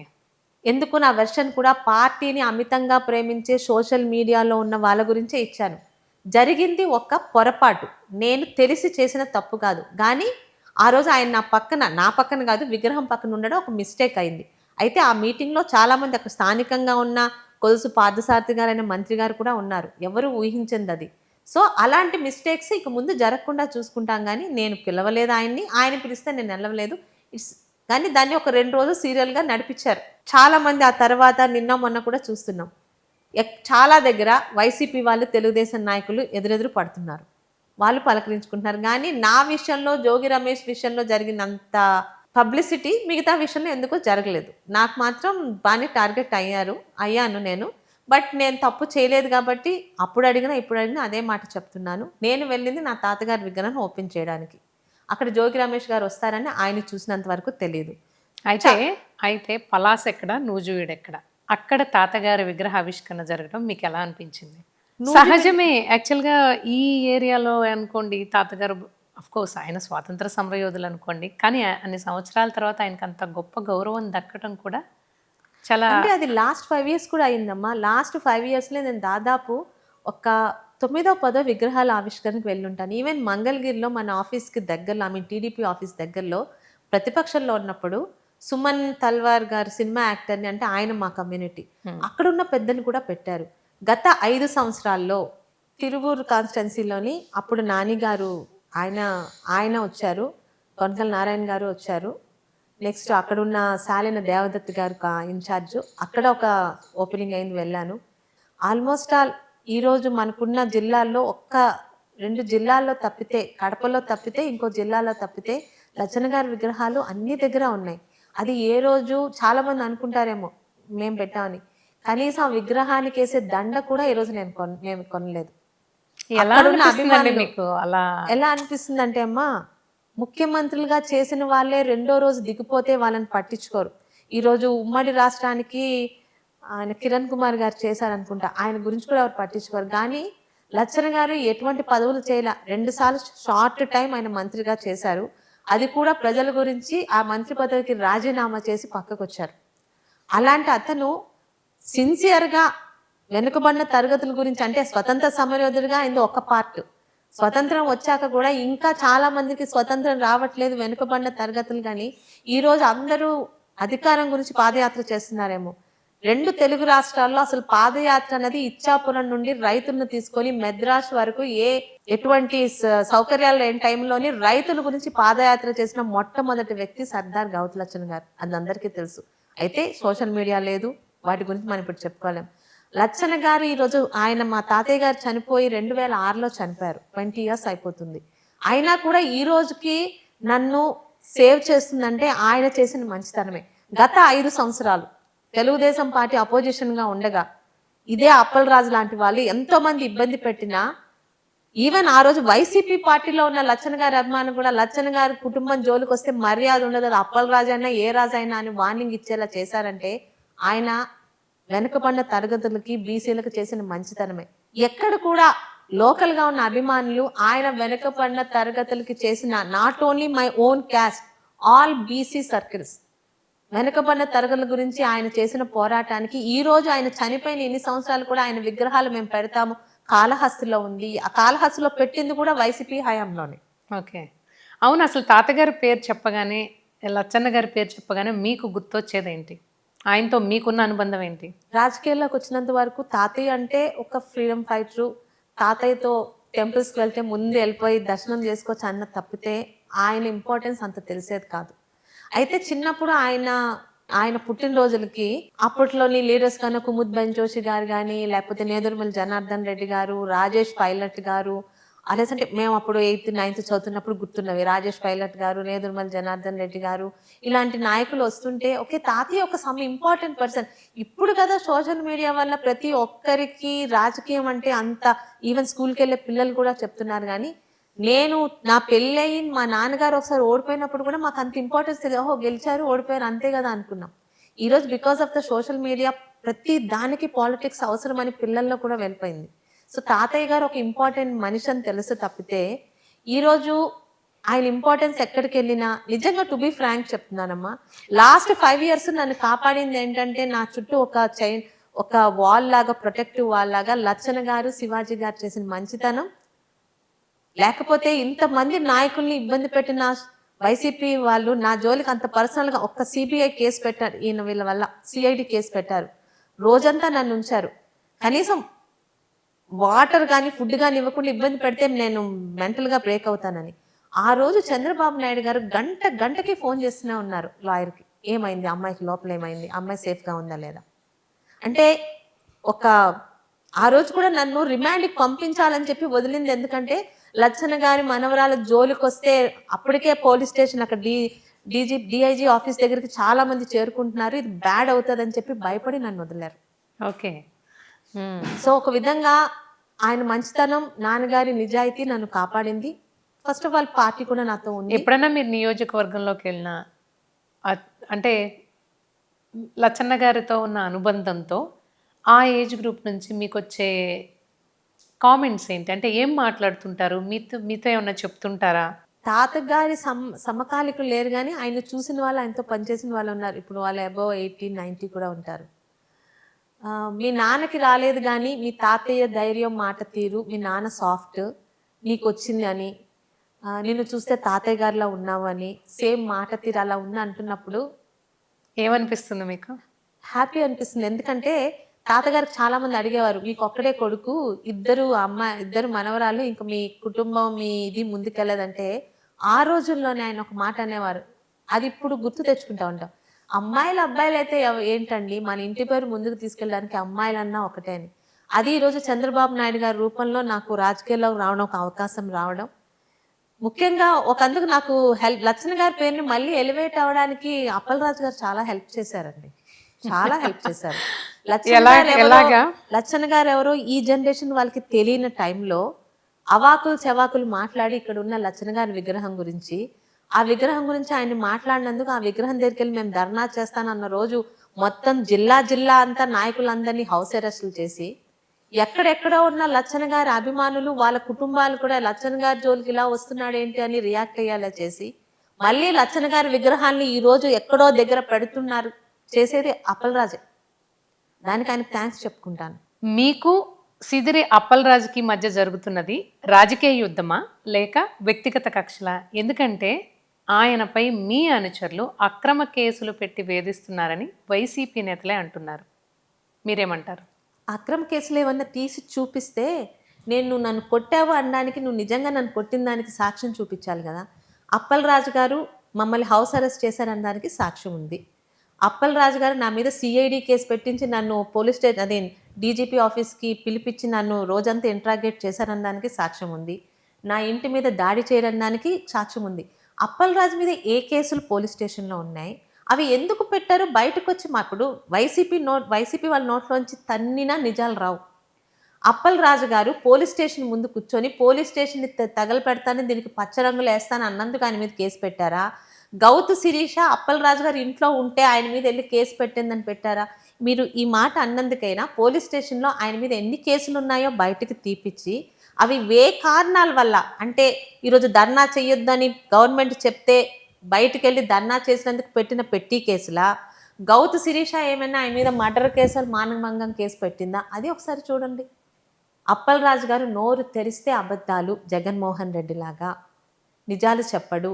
నాకు ఆయన మధ్య ఉన్నది వ్యక్తిగతంగా ఏమీ లేదు, ఆ రోజు లేదు, ఈరోజు నాకు లేదు.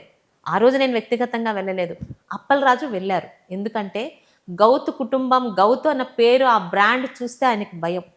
ఏదో గాలివాటంగా గెలిచాను కానీ మళ్ళీ గౌతు కుటుంబం వెనక్కి వస్తుంది అనే భయానికి ఒక మహిళనైన నన్ను నా భర్త ఇంటి పేరుతోనో లేకపోతే నా భర్త కులం పేరుతోనో నా ఫోటోలను మార్ఫింగ్ చేసి నీచాతి నీచమైన 200 పేజెస్ ఫైల్ ఉందమ్మా. అదే రోజు చూసుకుంటాను నేను. ఎంత నీచంగా నన్ను ఏడ్పించాడో ఈరోజు నేను అనుకుంటే చాలామంది ఎక్స్పెక్ట్ చేశారు నేను రాగానే అతన్ని అతని మనుషుల్ని అలాగే రాత్రుల పూట తీసుకెళ్ళి పోలీసులతో కొట్టించి మరుసటి రోజు ఇంటి ముందు పడేసి, కానీ ఆయన చేస్తే అలాంటి మాజీ పశువుల మంత్రికి నాకు తేడా ఉండాలి కదా. నేను వచ్చింది డెవలప్మెంట్ చేయడానికే, నాకు ఆయనకి వ్యక్తిగతంగా ఏమీ లేదు. కానీ ఈ రోజుకి కూడా ఆయన వ్యక్తిగతంగానే వెళ్తున్నాడు. చిన్న ఉదాహరణ చెప్తాను. మేము వచ్చిన కొత్తలో ఈ ఊర్లో ఒక 2 మైనర్ అమ్మాయిల మీద ఏదో జరిగిందని ఒక ఇష్యూ వచ్చింది. యాక్చువల్గా వాళ్ళ మదరు ముందు రోజు ఆ విషయం బయటకు వచ్చి అడిగితే అలా ఏంటి జరగలేదు అని అన్నారు. ఎస్పీ గారికి తెలిసి ఉమెన్ వెల్ఫేర్ కమిటీని పంపిస్తే అచ్చచ్చా మా పిల్లల మీద అవి ఏం జరగలేదు, వాళ్ళు పార్టీకి వెళ్ళి వచ్చారు. 2 అమ్మాయిలు మైనర్లు 16-17 ఇయర్స్. నెక్స్ట్ డే మధ్యాహ్నానికి అవును రేప్ జరిగింది అని ఆమె బయటకు వచ్చారు. వెంటనే పార్టీ ఆఫీసు నాకు ఫోన్ చేశారు. నేను మందసాలో ప్రోగ్రాంలో ఉండి వెంటనే అమ్మాయికి ఫోన్ చేస్తే పోలీస్ స్టేషన్ నిన్నెందుకమ్మా మరి women welfare child and welfare women welfare వస్తే చెప్పలేదంటే భయం వేసింది, నా పిల్లల భవిష్యత్తు పాడవుతుందని చెప్పలేదు. మరి ఈరోజు ఎందుకు ముందుకు వచ్చావు? అందరికీ తెలిసిపోయిందని కేసు పెట్టడానికి వచ్చానన్నారు. నేను వెళ్ళేసరికి ఆమె పోలీస్ స్టేషన్కి వచ్చారు, లేడీస్తో పాటు కూర్చోబెట్టారు. నేను వెళ్ళి అడిగితే కేసు పెట్టడానికి రెడీ అన్నారు. ముందు రోజు అమ్మాయిల్ని బర్త్డే పార్టీ అని తీసుకెళ్లారు అబ్బాయిలు, అలా అయిందని. సరే ఆ తర్వాత అమ్మాయిలు అక్కడికి వెళ్ళి డ్రింక్ చేసింది, స్మోక్ చేసింది, ఆ వీడియోస్ బయటకు వచ్చాయి. వాట్ ఎవర్ మేబీ ఆ ఇన్సిడెంట్ జరిగిన రోజు అది ఇష్టంతో జరిగినా ఇష్టం లేకుండా జరిగినా దే ఆర్ మైనర్స్, వాళ్ళు ఏ పార్టీ వాళ్ళు ఉన్నా ముందు వాళ్ళని తీసుకెళ్ళి లోపలయ్యండి అని చెప్తాం. ఇదే సోకాల్డ్ అప్పలరాజు గారు అంటే ఆయన ఒక హుందాగా వెళ్లకుండా ఎంత నీచానికి దిగజారుతాడంటే, వాళ్ళందరినీ గౌతు శిరీష ఇంటికి పిలిపించింది, ఇంట్లోనేమో బేరసారాలు ఆడింది, 10 లక్షలు ఇస్తానని వాళ్ళు ఒప్పుకోలేదు, అందుకని వాళ్ళని పంపించేసింది అని పచ్చి అబద్ధాలు. అసలు ఆ అమ్మాయి ఎవరో నాకు తెలియదు, ఆ అమ్మాయి ఇంటికి నేను వెళ్ళలేదు, ఆ అమ్మాయి ఏ రోజు నా దగ్గర రాలేదు. అమ్మాయిని ఇప్పుడు ఎదురొచ్చి నేను గుర్తుపట్టి మీ ఆఫీస్కి రాలేదా అమ్మాయి? అసలు ఆ ఇన్సిడెంట్ అమ్మాయి ఒప్పుకున్న రోజే నాకు స్టేట్ ఆఫీస్ ఫోన్ వచ్చి ఆ రేప్ జరిగిందన్న అమ్మాయి ఇప్పుడు వాళ్ళ మదర్ చెప్తున్నారంటే మందసాలో ప్రోగ్రాంలో ఉన్న నేను ఇమీడియట్గా అమ్మాయికి ఫోన్ చేశాను. నేను పోలీస్ స్టేషన్కి వెళ్తున్నానమ్మా ఇప్పుడు అంటే, మరి నిన్నెందుకు అమ్మ చెప్పలేదు, భయం వేసి చెప్పలేదు, ఇప్పుడు చెప్తావా? చెప్తాను. నేను వచ్చేసరికి షీజ్ ఇన్ పోలీస్ స్టేషన్. అక్కడే 2 లేడీ కానిస్టేబుల్ని కూర్చోపెట్టారు. నేను అడిగాను. అమ్మాయి వయసు కూడా చిన్నదే, మేబీ 28 అంత ఉంది, ఎర్లీ మ్యారేజ్ అనుకుంటా. హస్బెండ్ లేరు, వాళ్ళ ఇంట్లో అందరూ ఆడవాళ్ళే, ఈ అమ్మాయి అమ్మ 2 ఆడపిల్లలు. సో మరి నేను నిన్న చెప్తాంటే మా చుట్టుపక్కల వాళ్ళకి అందరికి తెలిసిపోయింది, అందుకని ఇప్పుడు ధైర్యంగా వచ్చానన్నారు. వెంటనే వాళ్ళు ఎవరైనా తీసుకొని వచ్చి పోలీస్ స్టేషన్లో పెట్టండి అని ఆ రోజు ఈవినింగ్కే వాళ్ళని తీసుకొచ్చి, అంటే ఆయన వే ఆఫ్ థింకింగ్ చెప్తాను. ఆ పిల్లల తాలూకా మేనమామలో ఎవరో ఎప్పుడో నాతోనే రామ్మోహన్ నాయుడు గారితో ఫోటో తీసుకున్నారంట. ఈరోజు నీతో నేను ఫోటో తీసుకున్నానమ్మా, ఇంటర్వ్యూలో ఉన్నాను, ఆయన ఉన్నారు. రేపు ఉదయం వెళ్ళి వాళ్ళు ఏదన్నా తప్పు చేస్తే యామ్ ఐ రీజనబుల్? సో అలాంటి ఫోటోల్ని బయటకు పెట్టి, అంటే తన వే ఆఫ్ స్ట్రాటజీస్ చెప్తున్నాను. గత 5 ఇయర్స్ ఫేస్ చేశాను. నేరస్తులతో గౌతు శిరీష ఫోటోలు, నేరస్తులతో రామ్మోహన్ నాయుడు ఫోటోలు, రోజుకి 100 మంది కలుస్తారు. పైగా ఆ పిల్లలు కూడా కాదు, వాళ్ళ బాబాయ్లో మేనమామలో నాతో ఫోటో తీసుకున్నారంట. అంటే అవసరానికి అంత దిగజారి కూడా అవతల వాళ్ళ మీద ఆయన నిందలేస్తాడు. అదే వ్యక్తి శిరీష వాళ్ళని ఇంట్లో పిలిపించి బ్లాక్‌మెయిల్ చేసి మాట్లాడిందని. ఒక్కటే అన్నా, వాళ్ళు నా ఇంటికొచ్చారని ప్రూవ్ చేస్తే నేనే కాదు, నా కుటుంబం రాజకీయాల్లో ఉండదు. ఈరోజే బయటకెళ్తది. ప్రూవ్ చేయకపోతే నువ్వొచ్చి గుండు కొట్టించుకుంటావా అప్పలరాజు అన్నా. అనవసరం వాళ్ళకి రెస్పాండ్ అయ్యాడు ఆయన? అవ్వడు. ఎందుకు బురద జల్లడమే వాళ్ళ పని. జగన్మోహన్ రెడ్డి రెస్పాండ్ అవుతాడా? లాస్ట్ టైమ్ నువ్వు మా అమరావతికి కట్టుబడి గెలిచావు గదా! గెలిచాక 3 రాజధానులు అన్నావు గదా! ఇప్పుడు మళ్ళీ మావిగని అంటున్నావంటే ఒప్పుకుంటాడా? లేచి వెళ్ళిపోతాడు అక్కడి నుంచి. అవును. మీరు పలాసలో ఇల్లు అద్దెకు తీసుకోవడానికి ట్రై చేస్తే మీకెవరు ఇల్లు అద్దెకు కూడా ఇవ్వలేదట. నిజమేనా అది? నిజమే అమ్మా. ఎప్పుడది? ఎప్పుడు జరిగింది? యాక్చువల్‌గా 2009లో పలాస బైఫర్కేషన్ అయ్యి అంతవరకు సోంపేట, పలాస, మందస కలిసుండేవి. ఓకే. తాతగారు సోంపేట నియోజకవర్గానికి 5 సార్లు ఎమ్మెల్యే. నాన్నగారు ఫస్ట్ 5 టైమ్స్ సోంపేట నియోజకవర్గానికి ఎమ్మెల్యే. 2009లోని బైఫర్కేషన్ అయ్యి సోంపేట మండలం ఇచ్చాపురంకి వెళ్ళింది. మందస, పలాస కలిపి ఇక్కడ నుంచి టెక్కల నుంచేమో వజ్రపు కొత్తూరుని తీసుకొచ్చి ఇక్కడ కలిపారు. సో నాన్నగారు ఇక్కడ ఎమ్మెల్యేగా అప్పుడు పోటీ చేసి ఆ 2009లో ఆయన ఫస్ట్ టైం ఓడిపోయారు. ఓకే. ఆ తర్వాత 14లోని ఆయన గెలిచారు. ఆ నాన్నగారు కూడా ఇక్కడ మేము ఒక ఆఫీస్ తీసుకున్నాం. అక్కడ కూడా బెడ్‌రూమ్స్ ఉండేవి. అవసరమైతే ఇక్కడ ఉండేవాళ్ళు. ఇక్కడ నుంచి 30 minutes Sompeta up and down చేసేవారు నాన్నగారు కూడా. అవసరం ఓకే. ఉంటే, అవసరం లేకపోతే ఇక్కడే ఉండేవారు. అలాగా నేను కూడా 2019 వరకు ఇక్కడి నుంచే చేశాను. శిరీష లోకల్ కాదు, పక్క కాన్స్టిట్యుయెన్సీ అంటే ఏదో ఒకటి గౌతు కుటుంబాన్ని నన్ను అనడానికి భర్తకమ్మ, శిరీష ఇంటి పేరు మార్చుకోలేదు. ఆయన మాట్లాడిన వాటిలో దేంట్లో స్ట్రాంగ్ రీజన్ ఉండదు. శిరీష సోంపేట నుంచి రోజు అప్ అండ్ డౌన్ చేస్తుంది అంటే, సరే ఆఫీస్ ఉంది, ఒక ఇల్లు అద్దెకు తీసుకుందాం. ఇల్లు ఉంటే కనీసం ఒక 3 డేస్ ఇక్కడ అవసరం ఉంటే అక్కడ ఉండొచ్చు కదా అని ఇల్లు అద్దె కడితే ఎవ్వరు ఇల్లు ఇచ్చేవారు కదా. ఆశ్చర్యం అనిపించింది. 30 సంవత్సరాలు శివాజీ గారు భయపెట్టలేని భయం, అలవాటు చేయలేని భయం, 5 సంవత్సరాలు గాలివాటంగా వచ్చిన అప్పలరాజు అనే ఒక వ్యక్తి, సంస్కారం లేని వ్యక్తి గౌతి శిరీషకి ఇల్లు ఇచ్చారంటే మీ సంగతి చూస్తాను. ఆఖరికి ఒక వ్యక్తి ఇల్లు ఇచ్చాడు. ఎన్ని నెలలు ట్రై చేశారండి ఇంటి కోసం? ఒక 9 మంత్స్ ట్రై చేసామమ్మా. 9 months? 9 మంత్స్. ఒక వ్యక్తి ఒక అపార్ట్మెంట్ చూసాము. అపార్ట్మెంట్ ఇస్తానన్నాడు. సరే రేపు మార్నింగ్ 3 గంటలకు గృహప్రవేశం, ఇల్లంతా కడిగించేసి తాళాలు ఇస్తానని తాళాలు తీసుకున్న వ్యక్తి ఈవినింగ్ ఈ టైం నుంచి మరి మార్నింగ్ వెళ్ళాలి కదా అని ఫోన్ చేస్తుంటే ఆయన ఫోన్ ఎత్తట్లే. ఓకే. అప్పలరాజు అన్న తమ్ముడో ఉంటాడు ఒక త్రినాథ్ అని, అన్నే అనుకుంటాను. ఆయన ఫోన్ ఎత్తి నీకు ఇల్లు ఇవ్వరు, నువ్వేం చేస్తావు అంటే అప్పటికి అడ్వాన్స్ కూడా తీసేసుకున్నాడు, 6 months అడ్వాన్స్. నీకు ఇల్లు ఇవ్వడు, నువ్వేం చేసుకుంటావో చేసుకో. ఓనర్కి ఇల్లు ఇవ్వండి అంటే ఓనర్కి ఫోన్ ఇవ్వండి అంటే వాడు ఫోన్ ఎత్తడు. అంటే అంత బరితెగింపు, అంత ధైర్యం ఎవరేమనుకుంటా అనుకోనని. ఈ హౌస్ని 11 నెలల్లో కన్స్ట్రక్ట్ చేసాం. ఇది కూడా నాకు మంచే చేశాడు అప్పలరాజు. అప్పుడు ఇవ్వను అన్న తర్వాత మొదలు పెట్టారా? అప్పలరాజు మంచే చేశాడు. హౌస్ ఇవ్వకపోవడం వల్ల ఈ ఇల్లు మేము 11 నెలల్లో కన్స్ట్రక్ట్ చేసాం. ఇల్లు కూడా చాలా జాగ్రత్తగా రిజిస్ట్రేషన్ అయినంత వరకు జాగ్రత్త పడి మున్సిపల్ సరౌండింగ్లోకి రాకుండా చూసుకున్నాను. ఎందుకు, మున్సిపాలిటీలోకి వస్తే మళ్ళీ పర్మిషన్స్ మున్సిపాలిటీ వాళ్ళే ఇవ్వాలి. ఓకే. అయితే ఇది మున్సిపాలిటీ పరిధిలో లేదా? సుడా. ఓకే. ఓకే. సో లక్కీగా సుడా వాళ్ళు పర్మిషన్స్ ఇచ్చారు. ఇక్కడ కరెంట్ ఉండేది కాదు. సో మేమే ఒక ట్రాన్స్ఫార్మర్ ఏర్పాటు చేసుకోవాలి 8 lakhs కట్టి. 8 lakhs కట్టాక ట్రాన్స్ఫార్మర్ ఇవ్వద్దు, కరెంట్ కనెక్షన్ ఇవ్వద్దని ఆ ఏఈని పిలిచి ఇబ్బంది పెట్టాడు. ఆ అమ్మాయి మొత్తం అమౌంట్ కట్టిందండి. నేను 2-3 రోజులు లేట్ చేస్తానేమో కానీ ఇవ్వకుండా ఉంటే పై ఆఫీసర్లు నన్ను ఒప్పుకోరు. అప్పలరాజు గారి తాలూకా ఇది ఇక్కడే ఈ ఏరియాలో చెల్తాయేమో కానీ మిగతా దగ్గర చెల్లదు కదా. సో ఇవ్వకుండా ఉండలేను అన్నందుకు ఆఫీసర్ని ఇక్కడ నుంచి ట్రాన్స్ఫర్ చేశాడు. ఇప్పుడు నేనంటే భయం లేనప్పుడు ధైర్యంగా ఎదుర్కోవాలి కదా. నేను ఇక్కడ ఉంటే భయం, నాకు ఇక్కడ ఇల్లు ఎవరైనా ఇచ్చినా భయం. సో ఈజ్ ఆల్వేస్ ఆ భయం. గౌతు అన్న పేరు చూస్తే భయం ఆయనకి ఎప్పుడు నిద్రలో కూడా ఉంది.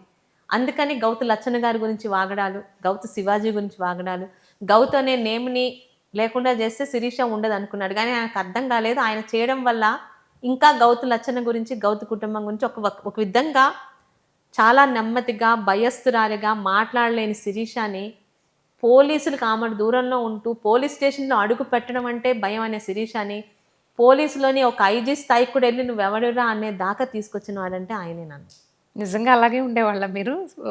పాలిటిక్స్ లో వచ్చినప్పుడు నాన్నగారు భయపడ్డారు, తీసుకొచ్చారు. కానీ చంద్రబాబు నాయుడు గారు అడిగారని తీసుకొచ్చాం. కానీ ఈ అమ్మాయికి మాట్లాడడం రాదు, అన్నిటికీ భయపడుతుంది, అసలు ఇంట్లోంచి బయటికి రాదు, ఎలా అని ఆ 5 ఇయర్స్ అంటే మేము అధికారంలో ఉన్నాం కాబట్టి చేయగలిగాను. తర్వాత ఇద్దరు, నా భర్త రాలేదు, నా తండ్రి రాలా. ఓడిపోయాక ఒక్కదాన్ని ఇక్కడ వదిలిపెట్టారు. ఈ కార్యకర్తలే.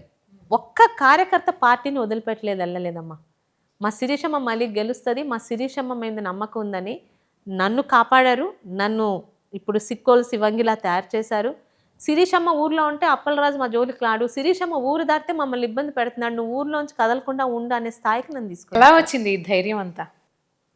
మీరు అంటారు చూడు, 4 అంటే అరే ఒక్క మాట అనకుండా 40 ఇయర్స్ గౌరవప్రదంగా కాలేజీలో కానీ ఎక్కడైనా శిరీష్ అంటే షీఈ్ ఎ డీసెంట్ గర్ల్, తన చదువేదో తన చదువుది టాప్ 10 ర్యాంకుల్లో ఉంటుంది, తన చదువేదో తను చూసుకుంటుంది, ఎవరి జోలికి వెళ్ళదు. ఒక మంచి అమ్మాయి అనే అమ్మాయిని, ఒక్కల చేత ఒక్క మాట పడని అమ్మాయిని అడ్డమైన వైసీపీ పేటీఎంతోని నానా మాటలు, తప్పుడు మాటలు. లవ్ మ్యారేజ్ చేసుకున్న వాళ్ళు రాకూడదా? ఇంత చూసే ఆశ్చర్యం, నా ఇంటర్ కాస్ట్ గురించి మాట్లాడుతున్నాడు కదా, అప్పలరాజు గారి భార్య తల్లిదొక కులం, తండ్రిదొక కులం. అంటే ఇన్ని పెట్టుకొని, అయితే ఒక్కదానికి నేను మెచ్చుకుంటానమ్మా, 30 సంవత్సరాలు నా తండ్రి ఎమ్మెల్యేగా ఎక్కడ ఎవరిని భయపెట్టలేను, ఆ భయాన్ని 5 సంవత్సరాల్లో పలాసలోని అలవాటు చేశాడు. అమ్మ మీకు ఏం చేయలేమమ్మా, మీ మీటింగ్కి రాలేమమ్మా, మమ్మల్ని చంపేస్తాడమ్మా, మమ్మల్ని చేస్తాడని ఆ భయం అలవాటు చేశాడు. ఆ భయమే ఈరోజు ఆయనకి 42,000 తేడాతో ఓడిపోయించి ఇంట్లో కూర్చోబెట్టింది. వైఎస్ఆర్సీపీ హయాంలో జరిగిన భూ అక్రమాలపై మీరు విచారణ జరిపిస్తానన్నారు. అధికారంలోకి వచ్చాక మీరు ఏ నాయకుడిపైన అంటే ఆక్రమణ జరిగింది అని నిరూపించలేకపోయారు ఆధారాలతో, ఎందుకని? జరుగుతుంది ఆల్రెడీ, దాని మీద విజిలెన్స్ కేసు పెట్టాము. అది మరి వాళ్ళలాగా రాత్రి అచ్చెన్నాయుడు గారిని తీసుకెళ్ళి వితౌట్ ఎనీ ప్రూఫ్స్ జైల్లో పెట్టడానికి కాదు కదా. ఈరోజు టీడీపీ మేము అధికారంలోకి వచ్చాక మేము అరెస్ట్ చేసిన వాళ్ళందరినీ విత్ ప్రూఫ్స్ తీసుకెళ్ళి లోపల పెట్టారు అందరినీ.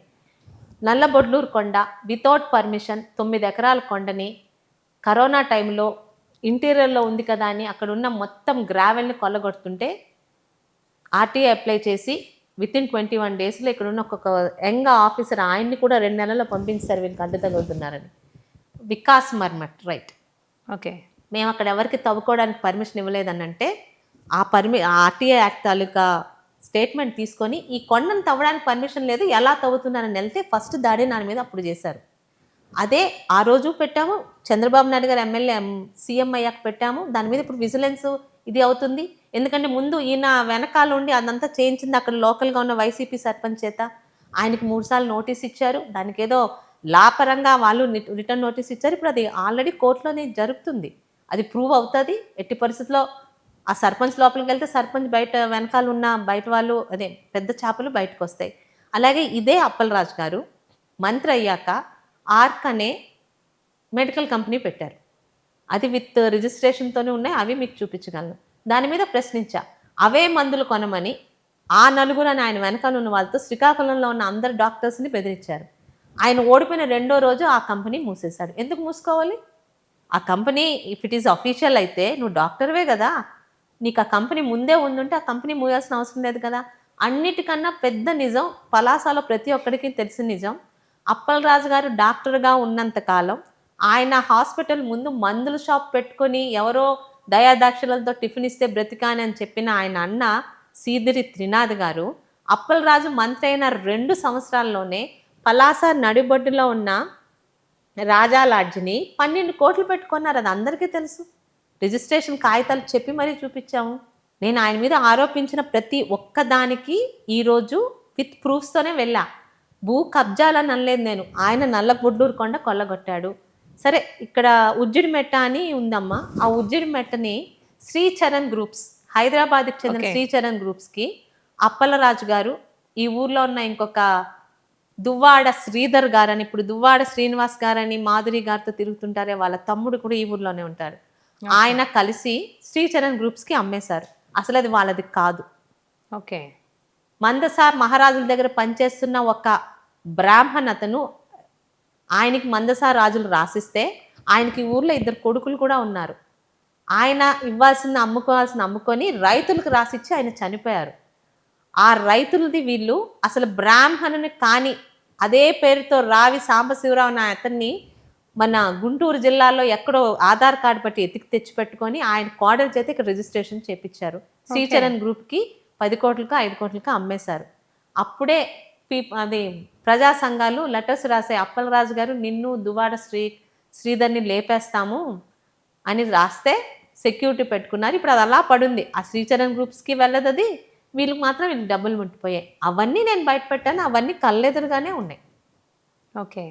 అయితే పలాస మున్సిపాలిటీ పరిధిలో ఏ కాంట్రాక్ట్ వచ్చినా కూడా అది మీ గ్రూపు కాంట్రాక్టర్స్కే వచ్చేలా ప్రాధాన్యత ఇస్తున్నారని, ఏవైతే పాత కాంట్రాక్టర్ల డబ్బుల్ని రాకుండా తొక్కి పట్టేస్తున్నారని మీ పైన ఆరోపణ ఉంది, నిజమేనా? లేదు, ఈ మీ ఆరోపణ ఈరోజు ఫస్ట్ టైం నేను వింటున్నాను మీ దగ్గర నుంచి. ఎందుకంటే మరి అలా వినపడుతోంది? మరి నాకైతే ఇంతవరకు వినిపించలేదు. మీరు అన్నట్టు నా దగ్గర ఎవ్రీ 15 డేస్కి మాకు కూడా ఇంటెలిజెన్స్ వాళ్ళు వచ్చి మీ వాళ్ళ మీద ఇలాగ వస్తున్నాయి, మీ వాళ్ళ మీదకి వస్తాను ఇస్తారు. అలాంటివి ఉంటే నాకే చెప్తారు కదా మీరు అన్నట్టు.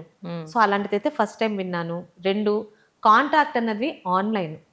రీసెంట్గా 122 crores పలాసాకి నేను మన మార్చ్ అసెంబ్లీ టైంలోని ఆఫ్షోర్ నుంచి వాటర్ తీసుకోవడానికి 122 కోట్లతో కాంట్రాక్ట్ వచ్చింది.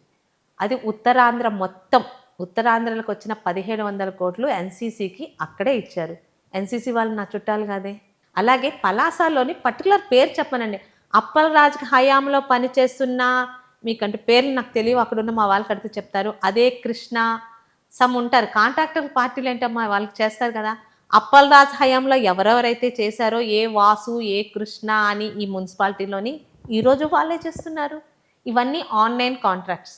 ఎవరైతే ఆన్లైన్లో వేస్తారో అందులో నేను కూడా ఒక్కొక్కసారి విసుగు చెంది ఇక్కడ వాళ్ళు లేట్ చేస్తున్నారు, కనీసం వైజాగ్ నుంచో ఇక ఎక్కడి నుంచో అన్నీ ఒకలే చేసిన వాళ్ళని తీసుకురండి అంటే కూడా అలా కుదరదమ్మా, ఆన్లైన్లోనే చెయ్యాలి అని. మీరు ఇంకోటి అన్నారే పాత బిల్లు ఆపారని, పాత బిల్లు మేము ఆపింది కాదు. ఆ హయాంలోని చెయ్యండి అని భయపెట్టి చేయించి వితౌట్ పర్మిషన్స్ ఈరోజు ఆ బిల్స్ లాక కొత్త కాంట్రాక్ట్ ఎందుకు లేట్ అవుతున్నాయంటే మాకు ఆ డబ్బులు వస్తాయి కదా మేము ఈ కాంట్రాక్ట్లు చేయగలమని. మీరు ఎవరెవరికైతే నేనంటే మీరు కెమెరా ముందు అడిగారు కాబట్టి అంతే ఫ్రాంక్గా చెప్తున్నాను. ఇప్పుడు పలాస మున్సిపాలిటీలో కాంట్రాక్ట్ చేసిన వాళ్ళని కూర్చోపెట్టి మీరు గతంలో కాంట్రాక్ట్లు మీరే చేశారా, శిరీష మేడం ఇచ్చారా, ఎవరన్నా ఇచ్చారని కనుక్కొని మీకు డబ్బులు రాకపోవడానికి కారణం శిరీష మేడం గారు ఎవరైనా మీరు కనుక్కొని తెలిసి చెప్పండి అని నిజం. ఎందుకంటే నేనైనా మీరైనా ఒకరి మీద ఒక అపవాదు వేస్తున్నప్పుడు విత్ ప్రూఫ్స్తో అడగాలి. ఆ ప్రూఫ్స్ నేను ఇచ్చినప్పుడు అది మీరు తేల్చుకోవాలి. మున్సిపల్ కమిషనర్కి ఫోన్ చేసి ఇప్పుడు కాంట్రాక్ట్లు ఎవరు చేస్తున్నారు, గతంలో ఎవరు చేశారు లిస్ట్ తీసుకోండి. వాళ్ళు వీళ్ళు ఒక్కటే. ఎందుకంటే లోకల్గా అలవాటైన కాంట్రాక్ట్లు అయితే వాళ్ళు ఇక్కడ చేస్తారని చెప్పి వాళ్ళకే ఇస్తారు. కాంట్రాక్ట్ కులాలు ఏంటి అంట, పార్టీలు ఏంటి అంటారు. అలాగే సహజంగా ఏ పార్టీ అధికారంలోకి వచ్చినా కూడా వాళ్ళ కాంట్రాక్టర్స్కి వచ్చేలా చూసుకుంటారు, అది సహజం. అలా అయితే ఈరోజు మరి వైసీపీ హాయంలో చేసిన అదే షిరిడి సాయి అదే కాంట్రాక్ట్లు ఇప్పుడు వస్తున్నాయి కదమ్మా. మా రోజు పేపర్లో చదువుతుంది అదే కదా. కాంట్రాక్టర్లు ఎవరు గవర్నమెంట్లో ఉంటే వాళ్ళకి తల ఒగ్గి చేయాలి. అయితే గతంలో చాలా ఎక్కువగా వాళ్ళు ఇబ్బంది పెట్టారేమో. ఈరోజు రాష్ట్రంలోని అదే నా వరకు పలాసాలోని ఏ రోజు డెవలప్మెంట్ ఫాస్ట్గా అవ్వాలి, సేవ్ పలాస సేఫ్ పలాస, ప్రతి చేనుకి నీరు ప్రతి చేతికి పని, ఇవి నేను పెట్టుకున్న ఆఫీస్ బయట మీ ఇల్లు ఆఫీస్ బయట 4 సంవత్సరాలు మంత్రిగా ఉన్నాడు. వంశధార ఎడవ కాలువ నీరు 4 సంవత్సరాల్లో ఒక్క రోజు కూడా ఒక చుక్క కూడా పలాసకి తీసుకురాలేకపోయాడు. ఏం తీసుకురాలేదయ్యా అని జనాలు మీరు ఆ స్లోగన్ పెట్టుకోవడానికి కారణం ఏంటి? రైతులు ఉండే ఇది పల్లెటూరు, మాది పల్లెటూరు వాతావరణం ఎక్కువ. ఇక్కడ వర్షాధారం చాలా తక్కువ. ముఖ్యంగా మనసా మండలకైతే ఈ కాలువ కూడా వెళ్ళదు, వర్షాలు పడితేనే అక్కడ. నాన్నగారు ఎమ్మెల్యే అయిన మొదటి హయాంలోనే అది కళింగదళ, డబ్బార్ సింగ్, దామోదర్ సాగర్ 3 ప్రాజెక్టులు నాన్నగారు మొదలుపెట్టారు. ఆయనే పూర్తి చేశారు. ఆ 3 డ్యాముల వల్లే ఈరోజు మందసా మండలానికి రైతులకి పంట పొలాలకి నీరు అందుతుంది. వంశధార ఎడమ కాలువ అక్కడ దాకా రాదు. అయితే వర్షం పడాలి, లేకపోతే అందులో ఉన్న చెక్ డ్యాముల వల్ల. మరి ఏంటి వాళ్ళకి ప్రత్యామ్నాయం ఏంటి? ఈరోజు ఈ వంశధార ఎడమ కాలువని ఇచ్చాపురం దాకా పొడిగిస్తే వాళ్ళకి ప్రాబ్లం క్లియర్ అవుతుంది. ఇన్ని సంవత్సరాలు కాపాడిన చెక్ డ్యాములు ఇన్ని సంవత్సరాలు కనీసం గత 5 సంవత్సరాలు ₹1 కూడా అక్కడ పెట్టలా. ఈరోజు మళ్ళీ ఆ 3కి ఎస్టిమేషన్ వేసి మెయింటెనెన్స్ కూడా చేయలేదా డ్యామ్స్కి? 15 కోట్లు ఈరోజు కావాలి. అది ఆల్రెడీ నిమ్మల రామానాయుడు గారి దృష్టిలో, చంద్రబాబు నాయుడు గారి దృష్టిలో ఉంది. మొన్న రీసెంట్గా 1-1 ఎమ్మెల్యేలు పిలిచి ఒక 3 విషయాలు మీకు కావాల్సినవి 3 టాప్ ప్రాజెక్ట్స్ ఇవ్వండి అంటే నేను ఇచ్చింది కూడా అది. సో అది ఇంకేమేమి ఇచ్చారు? మూడు మూడు అన్నారు కదా టాప్. అది ఒకటి. ఆఫ్షోర్ పూర్తి చేయడం ఆల్రెడీ మొదలైంది. ఇంకొక రోడ్డు ఉంది మాకు. ఆ రోడ్డు చేస్తే అంటే 3 ఫండ్స్తో కూరుకున్నవి. ఈ 3 అడిగితే ఆ 3 ఇచ్చాను. సో ఆ మూడిటికి ఇచ్చాను. అది ఇప్పుడు కానీ రిపేర్లు మెయింటెనెన్స్ చేస్తే ఇంకొక 15 సంవత్సరాలు మందస రైతులకు ఒకవేళ వంశధార కాలువ ఇచ్చాపురం దాకా రాకపోతే ఇబ్బంది లేకుండా ఆ చెక్ డ్యాములు కాపాడతాయి. పలాసలో వైఎస్ఆర్సీపీ గవర్నమెంట్లో పలాస నియోజకవర్గంలోని రోడ్లు సోషల్ మీడియాలో బాగా ఫేమస్ అయినాయి. ఇక్కడ బాగాలేదని మీరు కూడా ఫేమస్ చేశారు. అయితే ఇప్పుడు రోడ్ల పరిస్థితి ఏంటి? మీరు వెళ్ళి చూస్తే అవే రోడ్లు. నేను 100కి 100% పూర్తి చేశానని చెప్పట్లే, కానీ ఈ 2 సంవత్సరాల్లోని శ్రీకాకుళం జిల్లాలో పలాస నియోజకవర్గంలోని ఎక్కువ రోడ్లు పూర్తయ్యాయి. థ్యాంక్స్ టు అంటే పూర్తి చేశాం కాబట్టి వెంటనే ఇప్పుడు రోడ్స్ ఎలా ఉంటుందంటే ఎన్ఆర్జీఎస్ ముందు కొన్ని కోట్లు రోడ్స్ ఇస్తారు. అవి వాళ్ళకి ఇంకా బిల్స్ రాలేదులేండి, ఎన్ఆర్జీఎస్ ఎప్పుడు రిలీజ్ అయితే అప్పుడు వస్తాయి. అవి పూర్తి చేస్తే కొత్త రోడ్లు ఇస్తారు. మన గవర్నమెంట్ మీద నమ్మకంతో ఏ ఊరు వాళ్ళు ముందు వచ్చి వెంటనే చేశారు. ఈరోజు పలాస మండలం వెళ్ళినా, వజ్రపుకొత్తూరు మండలం వెళ్ళినా, మందస మండలం వెళ్ళినా, ఎందుకంటే NREGS only for mandals not for municipality వెళ్ళినా గతంలో లేని రోడ్లు ఈరోజు ఎన్ని రోడ్లు ఈ 2 సంవత్సరాలు మేము పూర్తి చేసాము మీకు ఆ రోడ్లు మీద తీసుకెళ్ళి చూపించగలను. 2 మున్సిపాలిటీ గతంలోని కనీసం మున్సిపాలిటీలో ఎంత వర్క్ అయిందో మీకు అంతా రిటర్న్గా ఉంటుంది. 5 ఇయర్స్లో అప్పలరాజు గారు చేసింది వెళ్ళి అడిగితే వాళ్ళు మీకు రికార్డ్ ఇస్తారు. ఈ 2 ఇయర్స్లో రామ్మోహన్ నాయుడు గారి తాలూకా నేను ఎమ్మెల్యే అవ్వగానే ఆయన తాలూకా ఫండ్స్ నుంచి 1 crore ఇమీడియట్గా తీసుకొని వచ్చి ఆ తర్వాత 5 crores ఓన్లీ ఫర్ డ్రైనేజెస్ తీసుకొచ్చి అది కూడా శాంక్షన్ అయ్యి పనులు మొదలవుతున్నాయి.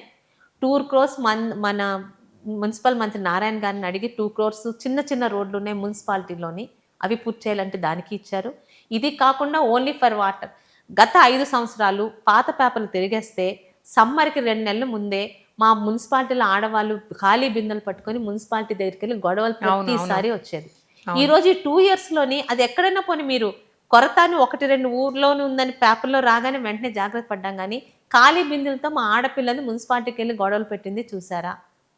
ఆఫ్షోర్ వచ్చిందాక పలాస మున్సిపాలిటీకి మంచినీళ్ళు రావు, కానీ మనం పవన్ కళ్యాణ్ గారి ఈ పిఆర్ అదే పంచాయతీరాజ్ టీంతో మాట్లాడి అలాగే ఆర్డబ్ల్యూఎస్ టీం మీరు ఎన్నికల ముందు కూడా ఈ విషయం చెప్పారు. హౌస్ హోల్డ్ వాటర్ని నేను 100% అన్ని ఇళ్ళకి అందేలా చూస్తాను అని హామీ ఇచ్చారు. మీరు అది చేశానమ్మా. సింధూర 100% వచ్చేసాయా? 16 వార్డ్స్కి వచ్చాయి. ఓకే. మిగతా వార్డ్స్కే ఇప్పుడు ఈ 122 కోట్లతో అక్కడ ఒక పెద్ద ట్యాంక్ కడుతున్నారు.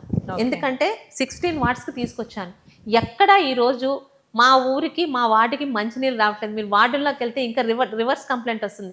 అమ్మ మీరు కుళాయిలు పెట్టించారు, ఎవరికి వాడు ఓపెన్ చేసి వెళ్ళిపోతున్నారు, నీళ్ళంతా రోడ్డు. అది అసలు దేశమంతా ఉందండి ఆ సమస్య. అంటే నీరు లేదు అన్న ప్రాబ్లం ఎక్కడి నుంచి రావట్లే. ఇచ్చిన మాట మీద ఒక ఆడపిల్లకు ఒక రోజు మోటార్ పాడైపోతే బాత్రూంలో వాటర్ రాకపోతే ఎంత ఇబ్బందో నాకు తెలుసు. నా ఇంటిని నేను ఎలా చూసుకుంటానో నా పలాసాని అలాగే చూసుకుంటాను. వాటర్ ప్రాబ్లం లేకుండా చేశాను.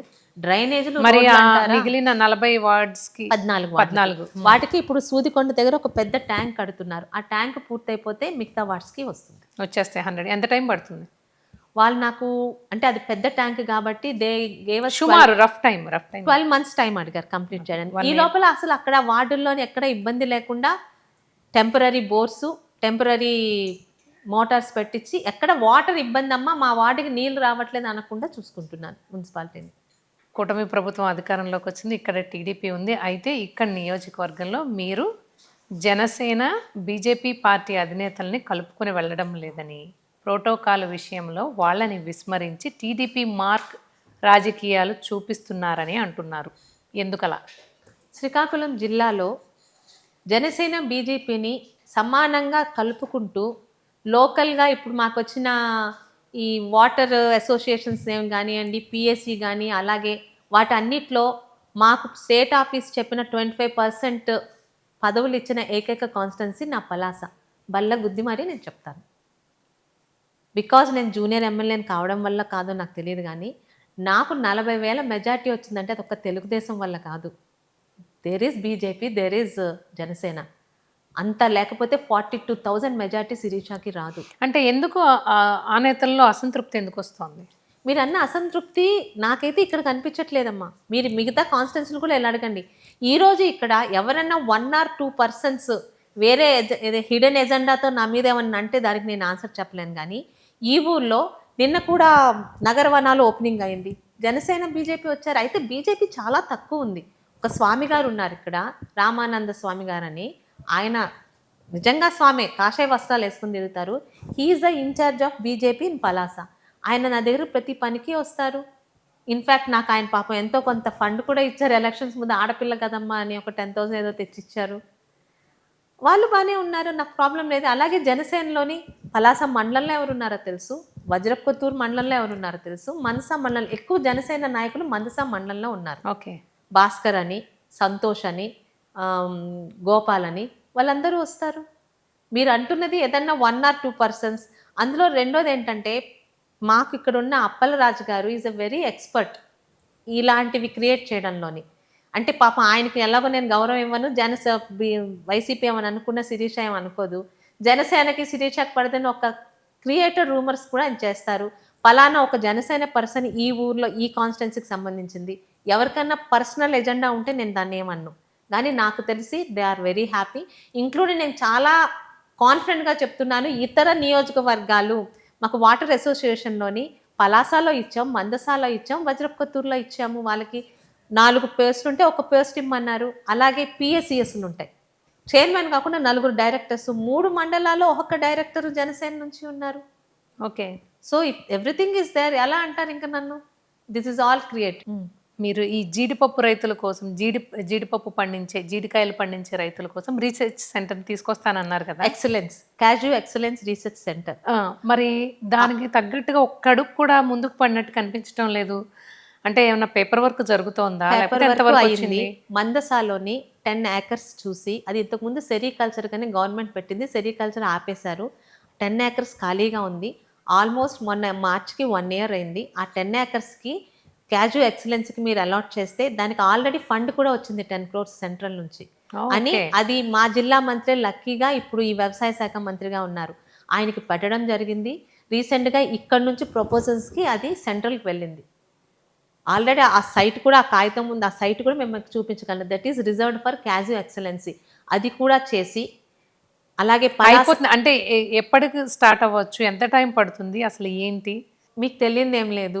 గవర్నమెంట్ తాలూకా పర్మిషన్స్కి ఎంత టైం పడుతుందో 100% ఎలాగైతే నేను చెప్పిన హామీలన్నీ, అంటే చంద్రబాబు నాయుడు గారు పార్టీ పరంగా మీ ఎఫర్ట్ కనపడుతోంది. రాష్ట్రానికి ఇచ్చిన హామీలే కాదు, పలాస నియోజకవర్గానికి నేను ఇచ్చిన హామీలో 80% ఇప్పటికి మొదలైపోయాయి, కొన్ని పూర్తయిపోయాయి కూడా. ఆఫ్ షోర్ పూర్తి చేసి నౌపాడ వెంకటాపురం రోడ్, అది 3 నియోజకవర్గాలకి సంబంధించింది, పలాస, నర్సనపేట, టెక్కలి.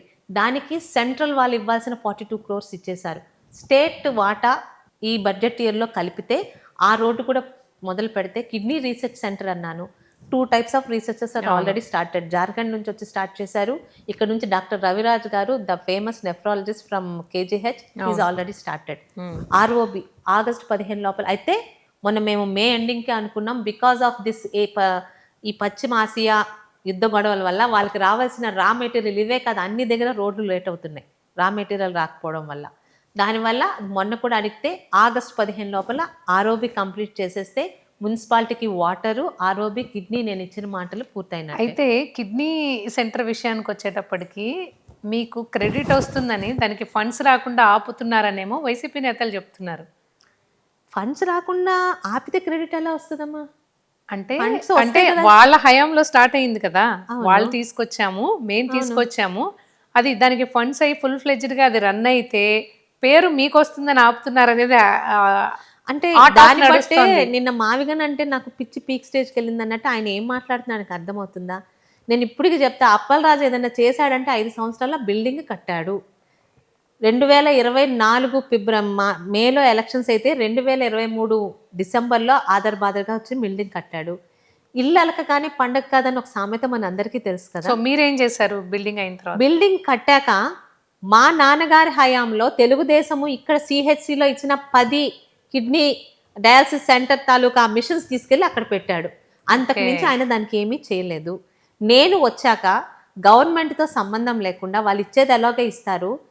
ఒక 5 డయాలసిస్ మిషన్స్ మా వారి ఫ్రెండ్స్ ఎన్ఆర్ఎస్ ద్వారా, ఇంకొక 3 మిషన్స్ కలెక్టర్ గారు ఇచ్చారు, ఇంకో 2 మిషన్స్ మేము పెట్రోల్ బంక్స్ బీపీసీఎల్ కస్టమర్స్. అవును. బీపీసీఎల్ వాళ్ళ సిఎస్ఆర్ ఫండ్స్ మొత్తం 10 డయాలసిస్ మిషన్స్ తెచ్చింది మేము. ఓకే. 13 కోట్ల రూపాయలు, 9 కోట్ల ముందు, అంతకుముందు 3 కోట్ల రూపాయలతో స్పెషల్ మిషన్స్ తీసుకొచ్చింది మేము. అన్నిటికన్నా గవర్నమెంట్ ఫండ్ ఇచ్చిందా? గవర్నమెంట్ ఇచ్చింది. ఆ 13 కోట్లు గవర్నమెంట్ ఇచ్చింది. 13 కోట్లు. ఓకే.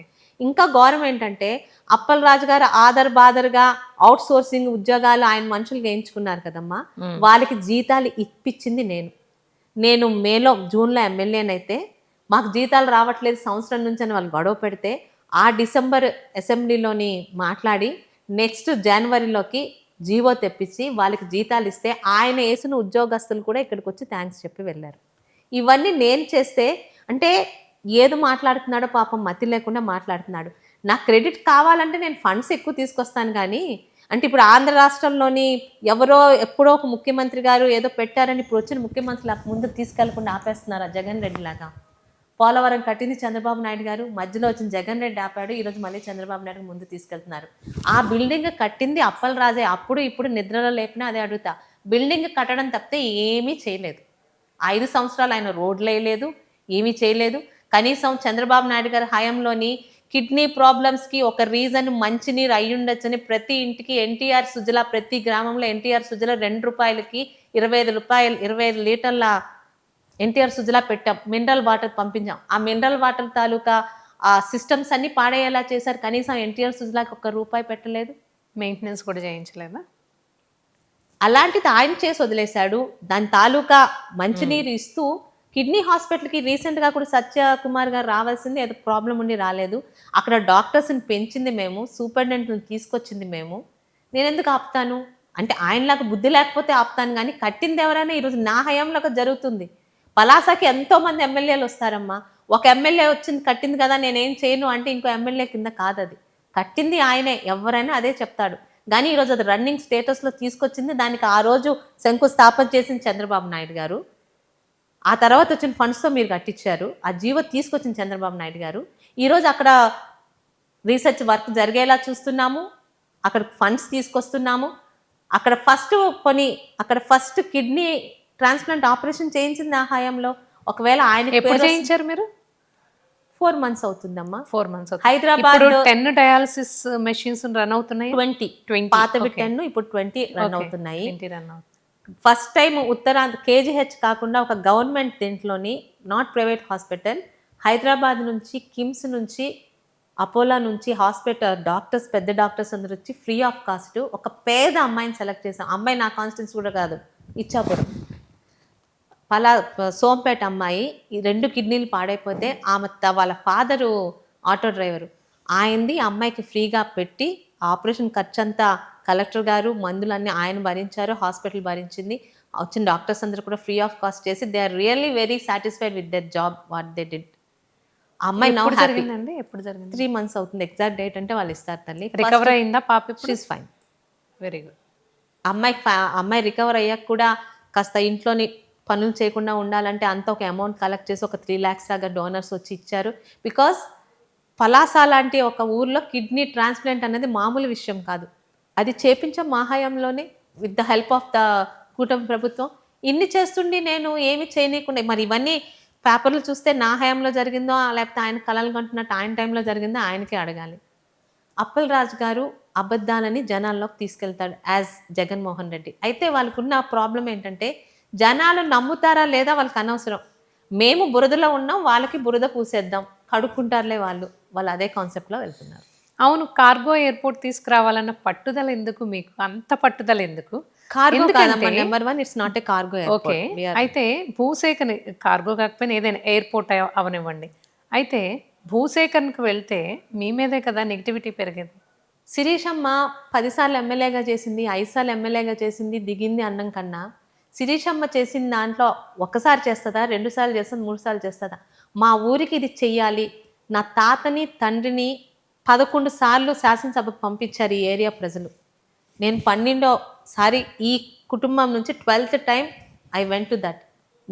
నా మీద నెగిటివిటీ అంత పెరుగుతుంది లేదా తర్వాత, కానీ ఇక్కడ ప్రజలకి ఈ రోజుకి ఎందుకమ్మా శ్రీకాకుళం జిల్లాని వలసల జిల్లా అంటారు అంటే ఇంకా జీవితాంతం శ్రీకాకుళం జిల్లా ఉన్నంతకాలం మేము వలసల జిల్లాగానే ఉండాలా?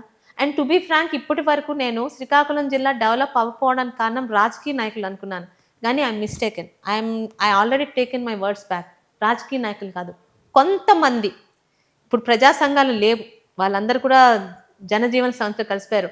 ఫేక్ ప్రజా సంఘాల పేర్లు పెట్టుకొని, ఇంకా కరెక్ట్గా చెప్పాలంటే ఎర్ర జెండాలు పట్టుకొని ఎక్కడి నుంచో వచ్చి జనాలు ఎక్కడ డెవలప్ అయితే వీళ్ళు మా మాటలు వినరు, మా చేతిలో ఉండరని శ్రీకాకుళం జిల్లాని డెవలప్ అవ్వనీయకుండా చూస్తున్న కొంతమంది స్వార్థపరుల వల్లగా ఇప్పటి వరకు రాజకీయ నాయకులు ఇక్కడ ఏమీ చేయలేకపోయారు. ఎందుకంటే వాళ్ళు వాళ్ళ తాలూకా పర్సనల్ ఎజెండా ముఖ్యం అనుకున్నారు. మీరు అన్నారు మీ మీద నెగిటివ్ వస్తే రానియండి. ఇక్కడున్న ప్రజలు హైదరాబాద్లోని ఎయిర్పోర్ట్కి వెళ్తే మా శ్రీకాకుళం వాళ్ళే, బెంగళూరు ఎయిర్పోర్ట్కి వెళ్తే మా శ్రీకాకుళం అబ్బాయే, లేకపోతే కలకత్తా ఎయిర్పోర్ట్, ఆఖరికి అండమాన్ ఎన్నా మా వాళ్ళే. ఎక్కడికైనా వెళ్ళి సంవత్సరానికి ఒక్కసారి వచ్చి నెల రోజులు 20 రోజులు ఫ్యామిలీతో ఉండి వెళ్ళిపోతున్నారు. ఇక్కడే మాకు ఎయిర్పోర్ట్ ఎందుకు రాకూడదు శ్రీకాకుళం జిల్లాకి? సో అలా అనిపించి కట్టిస్తున్నారు మీరు. రామ్మోహన్ నాయుడు గారు ఏవియేషన్ మినిస్టర్గా ఉండడం వల్ల తన సొంత జిల్లాకి ఒక ఎయిర్పోర్ట్ రావాలని తను కోరుకున్నారు. చంద్రబాబు నాయుడు గారికి చెప్తే ఇటు భువనేశ్వర్ నుంచి అటు భోగాపురం వరకు ఇక్కడ ఈ శ్రీకాకుళం జిల్లాలోని పలాస అయితే ఇక్కడ క్యాష్యూ ఉంది. వైజాగ్ శ్రీకాకుళం జిల్లాకి క్యాపిటల్ శ్రీకాకుళమే కానీ ఎక్కువగా బిజినెస్ పరంగా పలాస అభివృద్ధి చెందుతుంది, పలాసలో పెట్టండి అని ఆయన ఒక మాట అన్నారు. So that opportunity came to me. అప్పటికి అచ్చెన్నాయుడు గారు కూడా ఆల్రెడీ నాకు పోర్ట్ వస్తుంది కదా, నా దగ్గర ఉంటే బాగుంటుందని ఆయన అన్నారు. మళ్ళీ ఆయన ఆలోచించారు, ఒకే దగ్గర అయిపోతుంది కాన్సన్ట్రేషను, పక్క పక్కన ఉన్నాయి టెక్కలి పలాస, అక్కడ హార్బర్ ఉంది, ఇక్కడ ఎయిర్పోర్ట్ ఉంది, so it will be developed happily అని. ఈ రోజుకి మా పిల్లలు వచ్చి అమ్మ అక్కడ భావనపాడు పోర్ట్లో ఏమైనా ఉద్యోగాలు అడుగుతారా అంటారు. అంటే ఎంతసేపు ఉద్యోగాల గురించి వచ్చే వాళ్ళకి నేను ముందే చెప్పాను, అంటే ఎయిర్పోర్ట్ వస్తుందని నాకు ఆ రోజు తెలీదు, బట్ పరిశ్రమలు రావాలని కోరుకున్నా. ప్రతి చేతికి పని, ప్రతి చేనికి నీరు, ఈ రెండు నేను 100% కంప్లీట్ చేస్తే నన్ను గెలిపించినందుకు వీళ్ళకి చేసినట్టే. సో అదొక ఆపర్చునిటీ రామ్మోహన్ నాయుడు గారి ద్వారా, చంద్రబాబు నాయుడు గారి ద్వారా వచ్చింది. కొంతమంది మూర్ఖులు దాన్ని కాదన్నంత మాత్రాన ఈరోజు 80% పబ్లిక్కి అది మంచి అవకాశం అయినప్పుడు 20 మంది మూర్ఖుల్ని పక్కన పెట్టినా నష్టం లేదు. ఆ ఊర్లలో నాకు ఓటు ఎవరు వేసారో లేదో వేయకపోయినా పర్వాలేదు, కానీ అది రావాలి. ఒక 5 years తర్వాత ఇక్కడ ఎలాంటి డెవలప్మెంట్ జరుగుతుందో ఇక్కడ ప్రజలు ఆ రోజు ఆ నిర్ణయం తీసుకోవడం వల్ల ఈ రోజు రేపు ఉదయం పలాసాకు వస్తారు ఉద్యోగాలు కావాలని, పలాసాకు వస్తారు హోటల్స్ పెట్టుకోవాలని.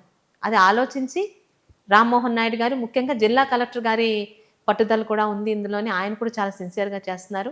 డెఫినెట్లీ 100% నమ్మకం ఉంది. మొన్నటి వరకు ఎక్కడి నుంచి వస్తున్నారు, ఇక్కడ వాళ్ళు గొడవ పెట్టట్లేదమ్మా, శ్రీకాకుళం టౌన్ నుంచి ఎర్ర జెండాలు పట్టుకొని వచ్చి ఇక్కడ ఎయిర్పోర్ట్ రానివ్వమంటారు, మన అమరావతి దగ్గర నుంచి ఇక్కడ ఎయిర్పోర్ట్ రానివ్వమంటారు. మీ అమరావతి డెవలప్ అవ్వాలి, శ్రీకాకుళం టౌన్ డెవలప్ అవ్వాలి, నా పలాస డెవలప్ అవ్వకూడదు.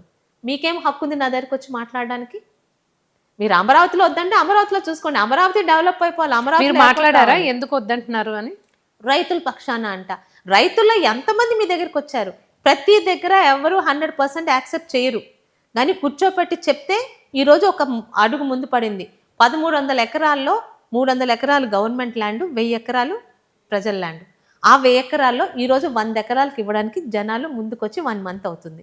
అక్కడ ఈరోజు సర్వే జరుగుతుంది. ఓకే, జనాలు మిగతా వాళ్ళు కూడా వస్తారు, వాళ్ళకి ఎక్కడ ఇబ్బంది కలగకుండా వాళ్ళకి కాంపన్సేషన్తో పాటు జాబు, ఒకవేళ మాకు ల్యాండ్ పోతుంది, ల్యాండే కావాలనుకుంటే కమర్షియల్ ల్యాండ్ అన్నీ ఇవ్వడానికి రెడీ చేసుకున్నాం. ఈరోజు ఒక ముందడుగు పడింది. ఆ ముందడుగు ఈరోజు 10 అడుగులు 100 అడుగులు వెళ్తుందని నమ్మకం ఉంది. ఖచ్చితంగా మన ఈ 5 yearsలోనే అక్కడ ఎయిర్పోర్టుతో అన్నీ కంప్లీట్ చేసి మాకు మా శిరీషమ్మ మంచి చేసింది, మా పిల్లలు మా కళ్ళెదురుగానే ఉద్యోగాలు చేసుకొని ఉంటారు. ఎక్కడో గుజరాతో లేకపోతే మా వాళ్ళు పిలుస్తుంటారు కాండ్లానో, మీకు పలాస చుట్టుపక్కల ఎక్కడికి వెళ్ళినా అండమాను కాండ్లా ఇక్కడ ఉన్న వాళ్ళే ఉంటారు. సంవత్సరానికి ఒకసారి వచ్చి వాళ్ళ ఇల్లు క్లీన్ చేసుకుని పూజలు పునస్కారాలు చేసుకొని వెళ్తారు. వాళ్ళందరూ హ్యాపీ ఇక్కడికి వస్తుందని. 20% మూర్ఖుల గురించి 80% మందికి ఆపేయడం మంచిది కాదు కదా డెవలప్మెంట్. అదొక ఆపర్చునిటీ నాకు ఈరోజు రామ్మోహన్ నాయుడు, చంద్రబాబు నాయుడు గారు ఇచ్చారు. I'm going in that. Palasa town planning కోసం ప్రత్యేక ప్రణాళిక తీసుకొస్తానన్నారు, మరి అది ఎంతవరకు వచ్చింది? ఆల్రెడీ స్టార్ట్ అయింది టౌన్ ప్లానింగ్. ఆల్రెడీ అంటే ఇప్పుడు మాది 31 వార్డులు 36 వార్డులు అయ్యాయి, నాట్ ఫర్ ఎలక్షన్ పర్పస్. ఎక్కడెక్కడ మెయిన్ రోడ్స్. నిధుల కొరత ఏం రాలేదా మీకు? నిధుల కొరత రాకుండా ఏ గవర్నమెంట్ కన్నా ఉంటుందా చెప్పమ్మా? ఎలా మరి మేనేజ్ చేస్తున్నారు? ఇప్పుడు మీకు 100 పనులు అన్నప్పుడు నేను కనీసం 50, గతంలో 100 పనులకి 10 పనులే అయ్యాయి ఆ గవర్నమెంట్లో. ఈరోజు శిరీషమ్మ 50-60 పనులు చేస్తున్నప్పుడు ఆ డిఫరెన్స్ ఉంది కదా.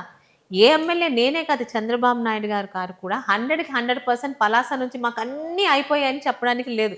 2 ఇయర్స్‌లోనే కష్టం కూడా అది. కష్టం కదా, అసలు ఇంపాసిబుల్ అది. ఉమ్. అలాంటిది ఈరోజు నిధుల కొరత అంటే సహకరించే నాయకులు ఉన్నారు. బిల్స్ రాకపోయినా పాప ఎన్ఆర్జీఎస్ కింద చాలా రోడ్లు వేశారు. మన గవర్నమెంట్లో వస్తుందని నమ్మకం. ఉమ్. సో కలెక్టర్ గారు కూడా 10 పనులు అడిగితే 5 అన్నా ఇస్తున్నారు.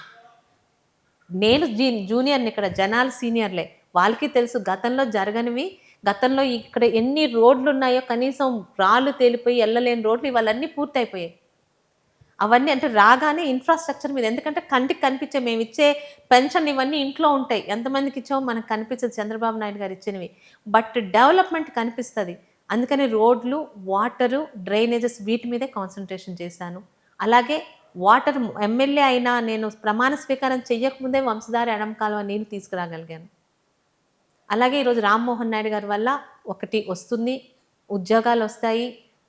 క్యాజు ఎక్సలెన్స్ సెంటర్కి ఆల్రెడీ ఫండ్స్ వచ్చాయి. ఆ 10 ఎకరాలది సెరికల్చర్ నుంచి క్యాజు బాడీకి షిఫ్ట్ అవ్వాలి. ఇక్కడ నుంచి సెంటర్కి వెళ్ళింది, అది రామ్మోహన్ నాయుడు గారికి చెప్పాము, ఆయన అది క్లియర్ చేస్తారు. ఖచ్చితంగా వితిన్ మంత్స్లో అది స్టార్ట్ అవుతుంది. అది చేసి హరిపురంకి ఒక indoor stadium 2 crores already allotment GO వచ్చే అమౌంట్ కూడా రిలీజ్ అయింది. హరిపురం ఈజ్ దే సెకండ్ మాకు మెయిన్ టౌన్, ఇక్కడ మీకు హైవేలోనే వస్తుంది. దానికి రీసెంట్గా సుడా వాళ్ళు, మీరు అన్నారు కదా ఫండ్స్ ఎలా తెస్తున్నారని, సుడా ఉంది. సుడాకి ఇక్కడ ఒక టౌన్షిప్ అయింది. ఈ శ్రీకాకుళం జిల్లాలో ఫస్ట్ టౌన్షిప్ మాదే. వాళ్ళకి చాలా ప్రాఫిట్స్ వస్తున్నాయి. దానిలోనే ఒక 5 crores మాకు ఇమ్మని చెప్పాం. ముందు ఒక 50 lakhs అలాట్ చేశారు. ఆ 50 lakhsతో హరిపురంలోని మధ్యలో ఒక డివైడరు, దానికి లైటింగ్ అది తీసుకొస్తున్నాం. So people are there. 100% చేయలేకపోతున్నాను, కానీ లాస్ట్ టైం లాగా 10% కాకుండా 50-60% దాటగలుగుతున్నాను. That is giving me job satisfaction. And మిగతా 100% కూడా నా గవర్నమెంట్ ఈ 5 years లోపల చేసే we will go for next ఓటింగ్కి అడగడానికి వెళ్ళడానికి వెళ్తానని నమ్మకం ఉంది. అయితే నెక్స్ట్ ఎలక్షన్లో ఒకవేళ అప్పలరాజు గారు మళ్ళీ మీ మీద పోటీ చేస్తే ఈసారి మార్జిన్ మీకు ఎంత ఉంటుందని అనుకుంటున్నారు? అది మీకు ఎవరికి ఉంటుంది? అప్పలరాజు పోటీ చేసినా, ఎవరు పోటీ చేసినా ఇక్కడ ఖచ్చితంగా టీడీపీ ఆర్ కూటమి గెలుస్తుంది. శిరీష నెక్స్ట్ కూడా మార్జిన్ అన్నది మీరు ఎప్పుడన్నా గమనించండి. ఒక్కసారి ఒక్క గవర్నమెంట్ ఫామ్ అయ్యాక 100% ఎక్స్పెక్ట్ చేసే వాళ్ళు ఉంటారు. 99 రూపీస్ ఇచ్చినా కూడా ఇచ్చింది వదిలేసి ఆ 1 రూపీ ఎందుకు ఇవ్వలేదని అలిగిన వాళ్ళు ఉంటారు. అలాంటి ఒక 3-4% తేడా అటు ఇటు ఖచ్చితంగా ఉంటుంది. ఇప్పుడు 100% ఎక్స్పెక్ట్ చేసి మేము 99 ఇచ్చామంటే 100 ఇవ్వలేదు కదా అని ఓటు వేయని వాళ్ళు ఉండొచ్చు. అది ఒక్క పలాసకే కదా, రాష్ట్రం మొత్తం మీద ఉంటుంది. బట్ డెఫినెట్గా చంద్రబాబు నాయుడు గారు ఈ 2 yearsలో కళ్ళకు కనిపిస్తుంది. జగన్మోహన్ రెడ్డి వచ్చాకే వైజాగ్ స్టీల్ ప్లాంట్ డోల్ డ్రమ్స్లోకి వెళ్ళిపోయింది, అమ్మేస్తారని వచ్చేసింది. ఈరోజు దాన్ని ఆపారు, దాన్ని రన్ చేస్తున్నారు. 20 మంది ఎంపీలు ఇస్తే నేను విశాఖపట్నం జోన్ తెస్తానన్నాడు. జోన్ కాదు కదా, ఏమి తీసుకురాలేకపోయాడు. వితిన్ 2 yearsలో విశాఖ జోన్ ఏర్పాటైంది. ఈరోజు ఇక్కడ పలాస, ఇంతకుముందు కుర్దాలో ఉండేది, they are happy with Visakhapatnam zone, మన దీంట్లో ఉంటున్నాము అని. ఇవన్నీ కళ్ళకి కనిపిస్తున్నాయి. పోలవరం పరిగెడుతుంది, అమరావతి, ఈరోజు విశాఖపట్నం. కానీ మీరు అన్నట్టు రాయలసీమ, ఓన్లీ ఉత్తరాంధ్రే కాదు, రాయలసీమకి ఎన్ని వస్తున్నాయో నిన్న మొన్న వాళ్ళు ఓపెన్ చేసిన అవన్నీ కనిపిస్తున్నాయి. కాబట్టి రాష్ట్రం బాగుండాలి, రాజకీయాలు కాదు, రాష్ట్రంలో మేము మా పిల్లలు ప్రశాంతంగా ఉండాలి, మన జనరేషన్స్ ఇక్కడే ఉండాలి అనుకున్న ప్రతి citizen of Andhra Pradesh will vote for TDP and కూటమి. అంతేగాని మేము ఎమ్మెల్యేగా ఉంటే చాలు, రాష్ట్రం అంతా నాశనమైనా పర్లేదనే మూర్ఖులు ఎవరికి వేస్తారో నాకు తెలియదు. కానీ సింపుల్గా నేను ఎప్పుడు ఎవరైనా అడిగితే ఒకటంటాను, చంద్రబాబు నాయుడు గారి కన్నా నా రాష్ట్రాన్ని బాగా పనిచేసే నాయకుడు ఎవరైనా వస్తే డెఫినెట్గా అటు వెళ్తామండి. కానీ ఎవరు రాలేదు, రారు కూడా. 76 సంవత్సరాల వయసులో 20 గంటలు పనిచేస్తూ ఇంకా ఏదో చేయాలని పనిచేస్తున్న నాయకుడైతే ఇప్పుడు అప్పట్లో కనిపించట్లేదు. నెక్స్ట్ లోకేష్ గారే రావాలి. సో స్టేట్ గురించి ఆలోచించే వాళ్ళు ఎవ్వరూ జగన్మోహన్ రెడ్డి అనే మావిగన్ అని చెప్పి అతనే పిచ్చి మాలోకానికి అయితే వేయకూడదు. అయితే అసెంబ్లీలో మీతోటి ఎమ్మెల్యేస్తో మీరు ఎలా ఉంటారు? ఇంకా మహిళా ఎమ్మెల్యేలు ఉన్నారు కదా కొంతమంది, అసెంబ్లీ సమావేశాలప్పుడు ఎలా ఉంటారు? ఆ వాతావరణం ఎలా ఉంటుంది? ఫస్ట్ టైం వెళ్ళినప్పుడు మీకు ఎలా అనిపించింది? ఆల్వేస్ నర్వస్నెస్ ఉంటుంది, అంతమంది ఎమ్మెల్యేల మధ్య మాట్లాడాలి అంటే it's not that easy. First time వెళ్ళినప్పుడైతే హైదరాబాద్ అసెంబ్లీ హాల్లో అడుగుపెట్టలేకపోయాను. Where my father and grandfather. Assembly అంటే ఒక లుక్ ఉంది కదా, ఫీల్ అయ్యాను. వెళ్ళినప్పుడు ఒక యూనివర్సిటీకి వెళ్ళే ఫస్ట్ టైం ఒక పెద్ద యూనివర్సిటీకి వెళ్ళే స్టూడెంట్ లాగా బుక్ పట్టుకొని వెళ్ళాం. అయితే ఎమ్మెల్యేగా ఫస్ట్ టైం కానీ 2014-19 మధ్య జిల్లా పార్టీ అధ్యక్షురాలుగా చేయడం వల్ల, అప్పుడు ప్రతి ఇంపార్టెంట్ మీటింగ్కి చంద్రబాబు నాయుడు గారు జిల్లా పార్టీ అధ్యక్షుని పిలవడం వల్ల ఆల్మోస్ట్ ఆల్ అక్కడ ఉన్న సీనియర్ ఎమ్మెల్యేలు అందరూ నాన్నగారి కొలీగ్స్గా కూడా తెలుసు. అప్పుడు నేను జిల్లా పార్టీ అధ్యక్షురాలు చేసినప్పుడు నాన్నగారు ఎమ్మెల్యే. సో ఇద్దరం అటెండ్ అయ్యాం అన్నాం జిల్లా నుంచి అందరు ఎమ్మెల్యేలతో పాటు. ఆల్మోస్ట్ ఆల్ అప్పుడు పరిచయాలు ఉన్నాయి. ఇప్పుడు సీనియర్స్ అయిన గోరెంట్ల బుచ్చయ్య చౌదరి గారు కానివ్వండి, అందరు మంత్రి నారాయణ గారు కానీ అందరితో పరిచయాలు ఉన్నాయి. సో కొత్త అనిపించలేదు. ఓకే. అయితే 2 లక్షల మందిని రిప్రజెంట్ చేస్తున్నాను, వాళ్ళకి చాలా హామీలు ఇచ్చాను, ఈ అసెంబ్లీలో ఎలా మాట్లాడేవి తీసుకెళ్తేనే నేను నా ప్రామిస్ని మెయింటైన్ చేసుకున్నట్టు అని జాబ్ సాటిస్ఫాక్షన్ అయితే ఉంది. ఎందుకంటే మీకు చెప్పినట్టు 0 అవర్ని లేకపోతే నార్మల్ క్వశ్చన్ అవర్ని ఖచ్చితంగా యూజ్ చేసుకుంటున్నాను. ఒక్కొక్కసారి స్పీకర్ పొజిషన్లో కూర్చున్న రఘురామ కృష్ణరాజు అయ్యన్ పాత్ర గారు కానీ రఘురామ కృష్ణరాజు గారు కానీ హ్యాండ్ రేస్ చేసిన పలానా శిరీషమ్మ గౌత్ శిరీషమ్మ అన్న ఇస్తారు కాబట్టి కొత్తగా అనిపించలేదు. అయితే నేను సాధారణంగా కొంచెం రిజర్వ్డ్ అమ్మాయినే. ఓకే. అంటే పరిచయం ఉన్నా లేకపోయినా తోసుకొని పరిగెట్టి అందరినీ కలిసే అమ్మాయిని కాదు. ఈ మాత్రం మాట్లాడుతున్నానంటే రాజకీయాల్లో వచ్చినందుకు అందరు విమెన్ ఎమ్మెల్యేస్తోని ర్యాపో ఉంది, అందరితోని. Akhila Priya. Who is your friend? అంటే సౌమ్య గారు ఫ్రెండ్. సౌమ్య అంటే ఆవిడ కూడా తక్కువ మాట్లాడతారు కదా. సౌమ్యతో చాలా క్లోజ్ గా ఉంటాను. పరిటాల సునీత మేడం నేను అధ్యక్షురాలుగా చేసినప్పుడు మా జిల్లాకి ఆమె ఇన్ఛార్జ్ మంత్రి. ఓకే. సో తను శ్రీరామ్ అలా పరిచయం. అలాగే అఖిల ప్రియారెడ్డి బాగా పరిచయం. సింధురారెడ్డి నా పక్కనే కూర్చుంటుంది, చిన్న అమ్మాయి చాలా. సో అట్లా అందరితోని. నెక్స్ట్ మాధవి రెడ్డి మన ఎందుకంటే వాళ్ళ ఫాదరు మా ఫాదర్ కొలీగ్స్ కాబట్టి అట్లా. సో అందరితోని ర్యాప్ బానే ఉంది. బాగా బెస్ట్ ఫ్రెండ్ అంటే సౌమ్యతో క్లోజ్ గా ఉంటాను. ఓకే. కలుస్తూ ఉంటారా? ఇంకా అదర్ టైంలో కలిసి అలవాటు? ఫోన్లు మాట్లాడుతూ ఉంటాను కానీ అసెంబ్లీలో కలవడమే. ఒకరికొకరు సూచనలు ఇచ్చుకుంటూ ఉంటారా? అలా ఏముండదు. ఏదన్నా ఒక ఇష్యూ అయితే ఫోన్ చేస్తాం. మొన్న తనంత వాళ్ళ దగ్గర ఉన్న వాళ్ళు సపోర్ట్ ఇచ్చేదరా? సపోర్ట్ ఇచ్చేదారు అంతే. Very good. Nice talking to you Sirisha గారు, and I wish you all the very best. This is Anusha signing of.